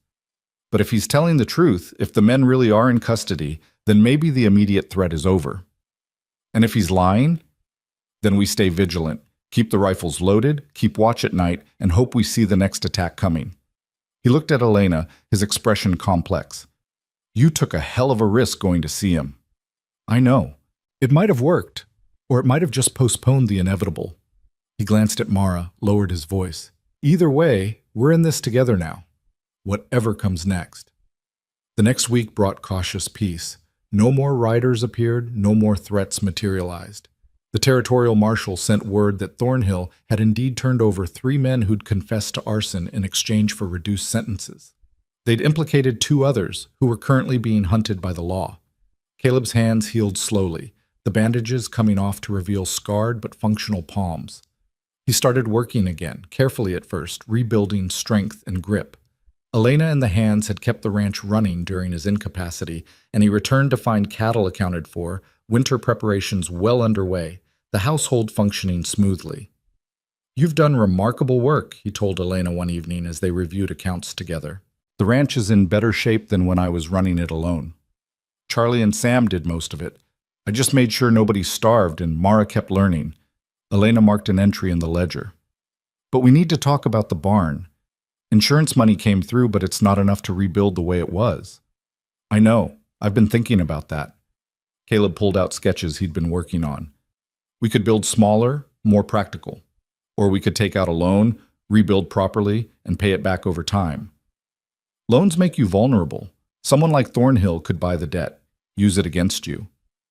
But building too small means we can't grow, can't take advantage of opportunities. He traced lines on the sketch. I keep coming back to the same question. Do we play it safe or do we bet on the future? Elena studied the drawings, thinking about risk and reward, about the gambles people made when they believed in something. Build it properly, take the loan, but make sure the terms are ironclad, that it can't be sold or transferred without your consent. That's what I was thinking. It's a risk. Everything worth having is a risk. She met his gaze. This ranch is worth having, and I think it's worth betting on. The moment stretched between them, weighted with implications neither quite acknowledged. Then Mara called from upstairs, needing help with something, and the spell broke. But later that night, lying in her bed and listening to the December wind rattle the windows, Elena thought about the future Caleb had hinted at. A future where her contract ended and real choices began. A future where she might stay, not because legal documents compelled her, but because she chose to. It was a dangerous thing to hope for, but she was discovering that some risks were worth taking, even when the outcome remained uncertain, especially then. Winter settled over the ranch with a silence that felt almost sacred after the chaos of autumn. Snow blanketed the valley in white that sparkled under clear December skies, and the new barn rose timber by timber, a testament to resilience and borrowed money and the stubborn refusal to let threats become defeats. Elena watched its construction from the kitchen window while kneading bread, her hands working the dough with a rhythm she'd perfected over months of practice. 6 months since she'd signed the contract, 6.5 years remaining. The numbers felt different now than they had in August, less like a prison sentence and more like a promise she was keeping to herself. "Miss Hart, can we make cookies?" Mara appeared at her elbow, flour already dusting her nose from some previous kitchen adventure. "Papa said if we finished lessons early, we could make the molasses ones Mama used to make." "Your arithmetic's done?" "All of it. I even showed my work like you taught me." Mara held up her slate proudly. "See? I can calculate compound interest now." Elena checked the work, found it correct, and felt that particular satisfaction that came from teaching someone something they'd actually use. "All right, get the molasses from the pantry and the mixing bowl from the shelf, but you're cleaning up afterward." "I always clean up." "You always promise to clean up. There's a difference." Mara made a face but obeyed, and soon they were working side by side, the girl measuring ingredients with the careful precision of someone who understood that baking was chemistry in disguise. Through the window, Elena could see Caleb working with Charlie and Sam on the barn's frame, his hands still scarred but functional again, his movements sure and practiced. He'd been different since the fire, more careful with his words, more deliberate in his actions, like someone who'd glimpsed how quickly things could be taken away and was determined not to waste the time he had. Elena noticed the way he watched her sometimes, his expression thoughtful, weighing something he hadn't yet put into words. She pretended not to notice because acknowledging it would mean confronting feelings she wasn't ready to examine. Safer to focus on bread and cookies, on teaching Mara fractions, on the daily work that kept the household running. "Miss Hart," Mara's voice pulled her back to the present. "Can I ask you something?" "Always." "Are you going to stay after the contract's done? Papa says you could, if you wanted. That we'd like you to stay." Elena's hands stilled in the cookie dough. "That's a long time away, sweetheart. 6 more years. You'll be 15 by then. I'll be almost 30. A lot can change." "But would you? If things stayed like this, if you were still happy here, would you stay?" The question demanded honesty, and Elena had learned that lying to Mara served no one. "I don't know. I've never had the freedom to choose where I lived before. When the contract ends, that'll be the first time in my life I can make that decision for myself. I can't tell you what I'll choose until I know what all my options are." "But you like it here, right? You're happy?" "I'm happier than I've been in a very long time." Elena resumed mixing, using the work to ground herself. "This place, you and your father, the life we've built, it's good. Better than I expected.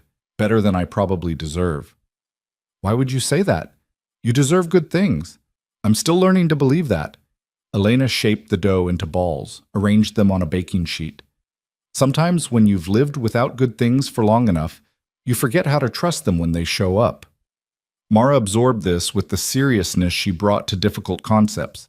Papa says Mama taught him that happiness isn't something you wait for. It's something you build, piece by piece, even when things are hard. Maybe that's what you're doing here. The wisdom of it, coming from a 9-year-old girl channeling her dead mother's philosophy, made Elena's throat tight. Maybe I am. They baked in companionable silence, the kitchen filling with the sweet, dark smell of molasses and spices. When Caleb came in for the midday meal, snow dusting his shoulders and his face reddened from cold, Mara presented him with a still warm cookie like a prize. First batch? Miss Hart said, I did all the measuring myself. He bit into it, his expression transforming into exaggerated delight. Best cookie I've ever had. You're officially the ranch baker now. Miss Hart's demoted to assistant. I'll try to cope with the disappointment, Elena said dryly, ladling stew into bowls. How's the barn coming? Framework's done. We'll have the roof on by week's end if the weather holds. Caleb washed his hands, wincing slightly at the scar tissue. The loan officer from Laramie's coming tomorrow to inspect progress. If he's satisfied, we'll get the second disbursement. And if he's not, then we finish it slower, paying as we go. He sat at the table, accepted the bowl she handed him. But he'll be satisfied. Charlie's worked on enough barns to know what passes inspection. The loan officer arrived the next afternoon in a covered buggy, a precise man named Whitaker, who wore spectacles and carried a leather folder thick with documents. He spent an hour examining the barn's construction, making notes, asking technical questions that Charlie answered with monosyllabic efficiency. Elena watched from the house, where she was ostensibly preparing dinner, but actually worrying about what would happen if Whitaker denied the disbursement. The ranch could survive. They'd managed before the loan. They could manage without it. But it would mean slower rebuilding, diminished capacity, vulnerability to the next crisis. When Whitaker finally came to the house to deliver his verdict, his expression gave nothing away.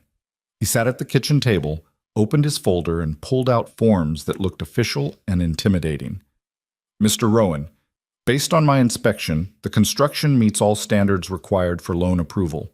I'm authorizing the second disbursement of $750 to be delivered to the Cattlemen's Association account within 3 business days. Caleb's relief was visible, quickly masked. Thank you. However, I do have some concerns about the ranch's overall financial position. Whitaker shuffled papers. Your income projections assume stable cattle prices and no major setbacks. Given recent events, the fire, the medical expenses, the lost hay stores, I'm not convinced those assumptions are realistic. We've managed. You've survived. There's a difference. Whitaker's tone wasn't unkind, just factual. If you have another catastrophic loss before the loan's repaid, the bank could foreclose. I'm obligated to make sure you understand that risk. Elena spoke before she could stop herself. What if the ranch had additional income sources, something beyond cattle? Both men turned to look at her. Caleb's expression was curious, Whitaker's skeptical.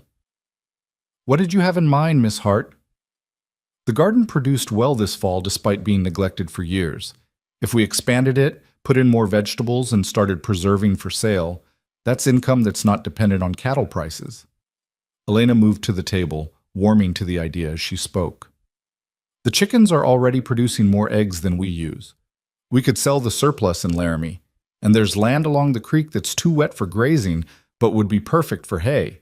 We could sell that to other ranchers who lost stores in the fire. Whitaker made notes. Diversified income is always preferable to single-source dependence. How much could these ventures reasonably generate? Elena had been doing mental arithmetic throughout the fall, calculating what they produced versus what they consumed. Conservatively? Another $100 a month during growing season, more if we're lucky. And who would manage these additional enterprises? I would. She met Caleb's gaze. If you're agreeable, it wouldn't interfere with my household duties, and it would strengthen the ranch's financial position. Caleb looked like he was trying not to smile. I'm agreeable. Whitaker made more notes, his expression thoughtful. This addresses some of my concerns, not all of them, but some. I'll note the diversification plan in my report. It may help when the bank reviews your account next quarter. After he left, Caleb turned to Elena with open admiration. Where did that come from? I've been thinking about it since the fire. We're too dependent on cattle, too vulnerable to market fluctuations in weather and disease. My father's ranch failed partly because he put everything into one investment that went bad. I don't want that to happen here. So you've been planning business expansion while cooking and teaching Mara and running the household? I've been planning survival strategies. There's a difference. Elena returned to dinner preparation, uncomfortable with the praise. Besides, it's practical. If the ranch fails, my contract means nothing. I've got a vested interest in keeping this operation solvent. Is that the only reason? His voice was quiet, careful. Because of the contract? Elena kept her attention on the vegetables she was chopping. What other reason would there be? You tell me. He moved closer, not touching, but near enough that she could feel his presence. 6 months ago, you agreed to 7 years of labor because you had no other options. Now you're planning business ventures and facing down men with guns and threatening wealthy investors. That's more than fulfilling a contract. That's Miss Hart, Papa! Mara's shout from outside cut through whatever Caleb had been about to say. Come quick! They ran to the door together, Elena grabbing the rifle out of habit, but what they found wasn't a threat. It was the territorial marshal, dismounting from a tired horse, with papers in his hand and an expression that suggested important news. Marshal Grayson. Caleb descended the porch steps. What brings you out here? Justice, mostly. Grayson was a weathered man in his 50s, with silver threading through his dark hair and the cautious eyes of someone who'd seen humanity's worst. The men who burned your barn went to trial yesterday. All 3 convicted, sentenced to 10 years hard labor. The other 2 we've been hunting were caught trying to cross into Colorado. They'll face trial next month. That's good news. There's more. During the trial, they gave testimony implicating Marcus Thornhill in a conspiracy to use arson and intimidation to force property sales. We've arrested him, seized his business records, and found evidence of at least 6 other cases where he employed similar tactics. Grayson handed Caleb the papers. The territorial attorney is building a case. It'll take time, but Thornhill's going to prison. That I can promise you. Elena felt something release in her chest, tension she'd been carrying for months without fully acknowledging it. He's really going to prison? Yes, ma'am. Conspiracy to commit arson, criminal intimidation, fraud. The charges keep piling up as we dig through his records. He won't trouble you or anyone else for a very long time. Grayson tipped his hat. I also wanted to tell you personally that your testimony was crucial. Most people wouldn't have had the courage to face down a man like that. You did, and it made the difference. After Grayson left, Elena stood in the yard watching the sun set over the western ridge, painting the snow in shades of gold and rose. Caleb came to stand beside her, close enough that their shoulders almost touched. It's over, she said quietly. The threat, the fear, all of it. Really over. Seems that way. He was quiet for a moment. You realize what this means for your contract? Elena turned to face him, confused. What do you mean? Your father sold you to pay his debts, but the original debt was to the Cattlemen's Association, and I collected it as their agent.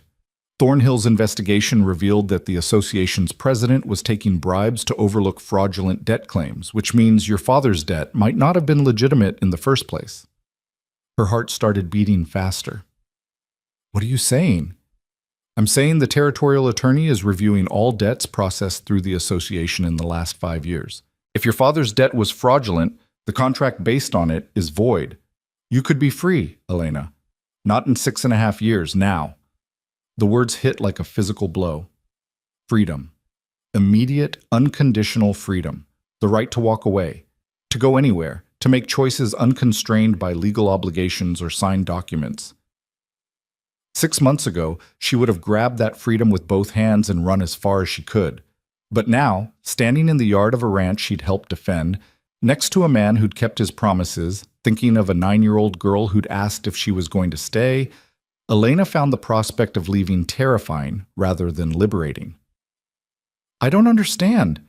If the debt was fraudulent, why would you tell me? You could have kept quiet, kept me working under the contract. Because I gave you my word that the contract would be honored or dissolved fairly.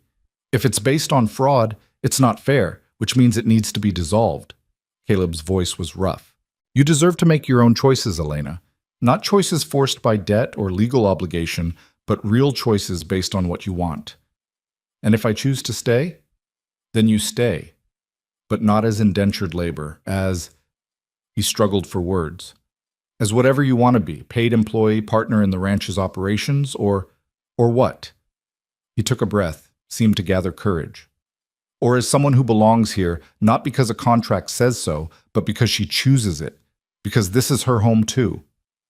Elena's throat tightened. Caleb, I can't think about this right now. It's too much, too fast. 6 months ago I had nothing. Now you're telling me I could have everything, and I don't know how to process that. You don't have to decide tonight. The investigation will take weeks, maybe months. The contract's still valid until the attorney makes a formal ruling. I just wanted you to know the possibility exists. He touched her shoulder lightly. Whatever you decide, whether you stay or go, I want it to be your choice. Really yours, made freely. You've earned that. That night, Elena lay awake staring at the ceiling, her mind spinning through possibilities. She could leave, could take the small amount of money she'd earned doing extra work, buy passage to Denver or San Francisco, start over somewhere nobody knew her as Thomas Hart's daughter or Caleb Rowan's indentured worker, or she could stay. Could keep teaching Mara, keep managing the household, keep building the expanded garden and chicken operation she'd proposed. Could be part of something instead of apart from everything. The choice should have been easy, freedom over obligation, independence over ties. But when she tried to imagine leaving, all she could picture was Mara's face when she learned Elena was gone, Caleb managing alone again, the ranch losing the stability they'd built together. This place had become home. These people had become family. And walking away from that, even with the best of reasons, felt like severing something vital. The answer came to her slowly over the following weeks, as winter deepened and the new barn reached completion. It came in small moments, Mara reading aloud from a book and stumbling over a word, looking to Elena for help. Caleb working on accounts and asking her opinion on whether to invest in new equipment or save for emergencies. Charlie and Sam treating her not as help, but as someone whose judgment they respected. It came in the way the household functioned as a unit, each person contributing something irreplaceable, in the way danger had been faced together rather than alone, in the way promises had been kept even when breaking them would have been easier. By the time the territorial attorney sent word in early February that Thomas Hart's debt had indeed been fraudulent and Elena's contract was therefore void, she'd already made her decision. She waited until after dinner, after Mara had gone to bed, when it was just her and Caleb in the kitchen with coffee and the comfortable quiet that came from working side by side. The attorney's letter came today, she said. Caleb set down his cup. I saw. You're free. I'm free. Elena traced the rim of her own cup. Which means I can leave whenever I want, pack my things, walk out that door, and nobody could stop me. No, nobody could. Or I could stay. Make a new arrangement, draw up new terms. She met his gaze. What would you want those terms to be? He was quiet for a long moment. Honestly, I don't want terms. I don't want contracts or legal obligations or anything that makes this transactional. He leaned forward, his expression intense. I want you to stay because you want to stay. Because this is where you choose to be, not where you're forced to be. If that means paying you wages, we'll work out fair wages. If it means partnership in the ranch operations, we'll draw up partnership papers. But whatever we do, I want it to be real, based on choice, not compulsion. And if I want more than employment or partnership, the question came out barely above a whisper. If I want what Mara asked about, to be part of this family, not as help, but as something else? Caleb's breath caught. What are you saying? I'm saying that somewhere between arriving here terrified and desperate, and now I stopped thinking of this as a place I'm stuck and started thinking of it as home. I stopped seeing you as the man who bought my contract and started seeing you as... Elena struggled for words.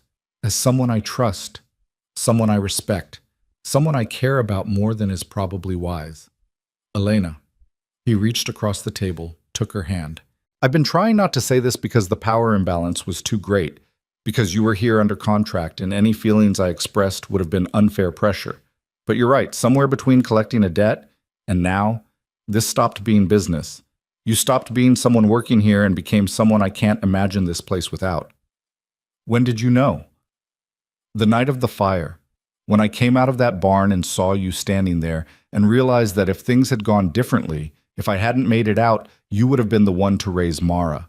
And the thought didn't terrify me the way it should have. It felt right. His thumb traced circles on the back of her hand.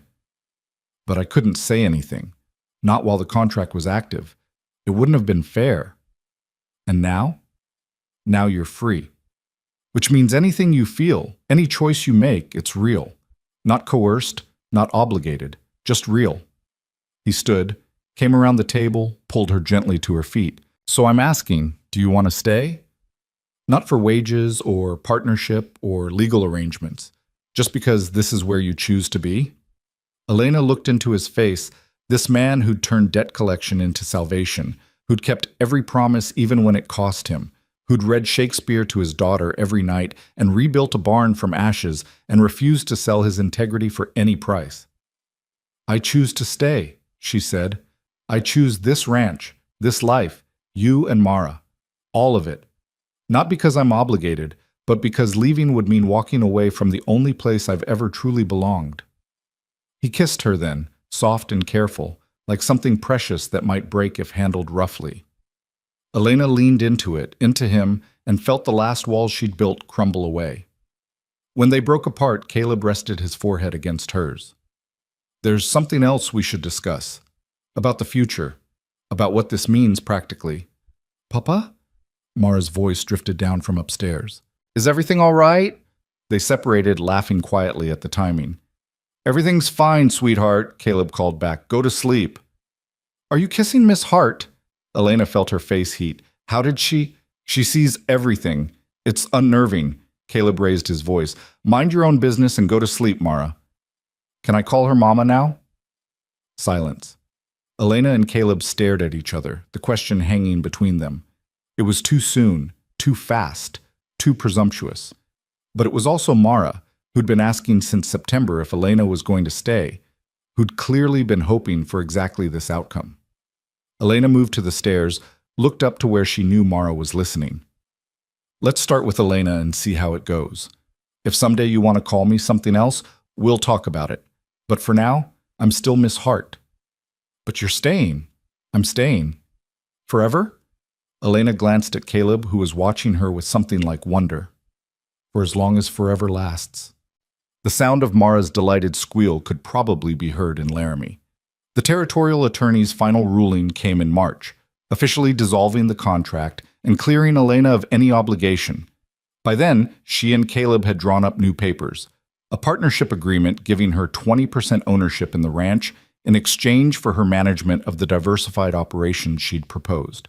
It wasn't marriage, not yet, but it was commitment of a different kind, a statement that her place here was permanent and chosen. The expanded garden went in that spring, 3 times the size of the original, with rows of vegetables and herbs that Elena sold to the boarding house in Laramie and to other ranchers' wives.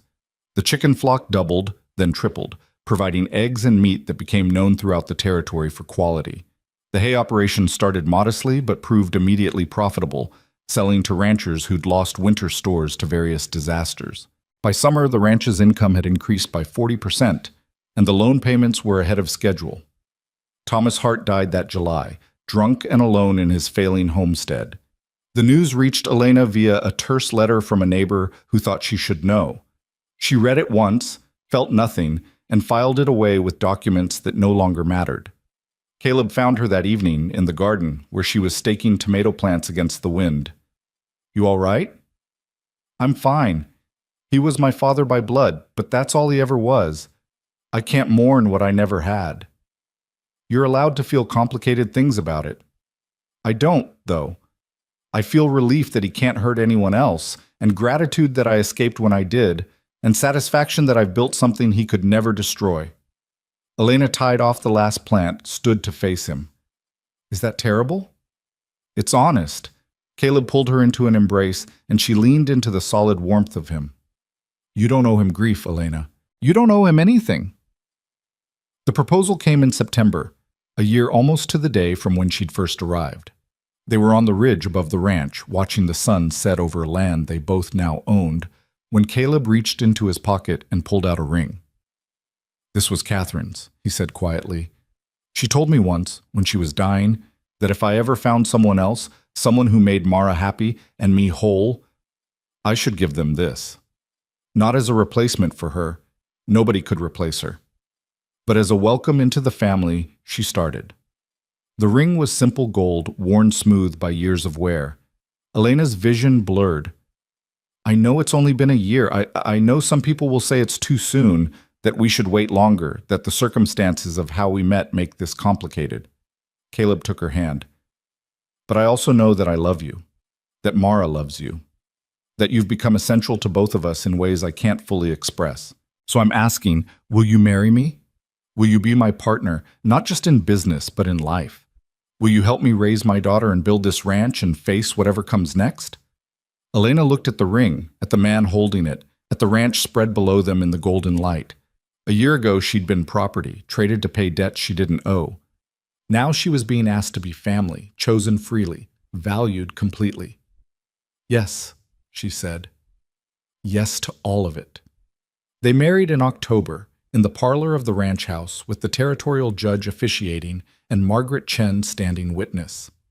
Mara served as flower girl and cried through the entire ceremony, happy tears that she insisted weren't happening even as they streamed down her face.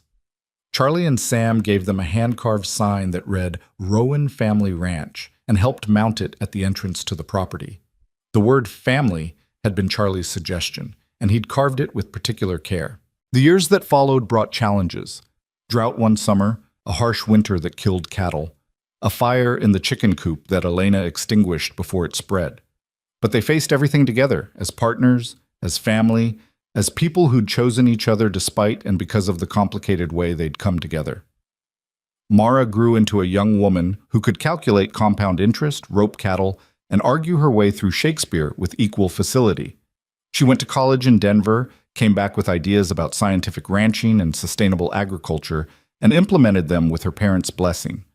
The ranch prospered, paid off the barn loan years early, expanded into cattle breeding that became known throughout Wyoming for quality stock.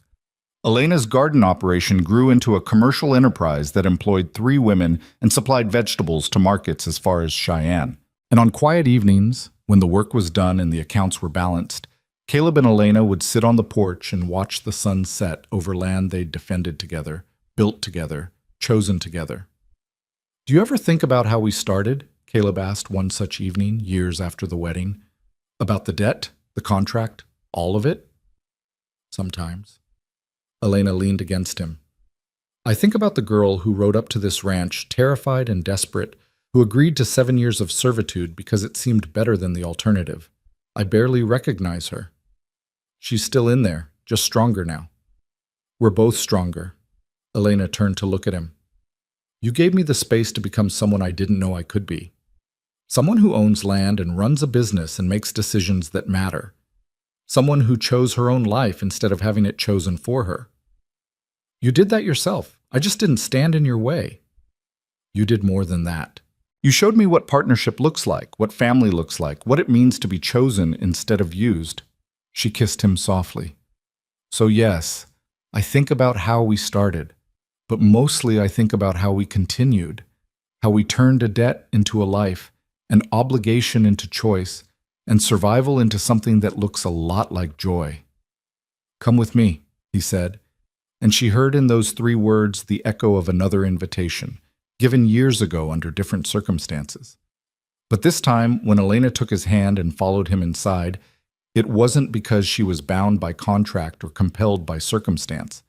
It was because this was home, and he was family, and the life they'd built together was worth every risk she'd taken to claim it.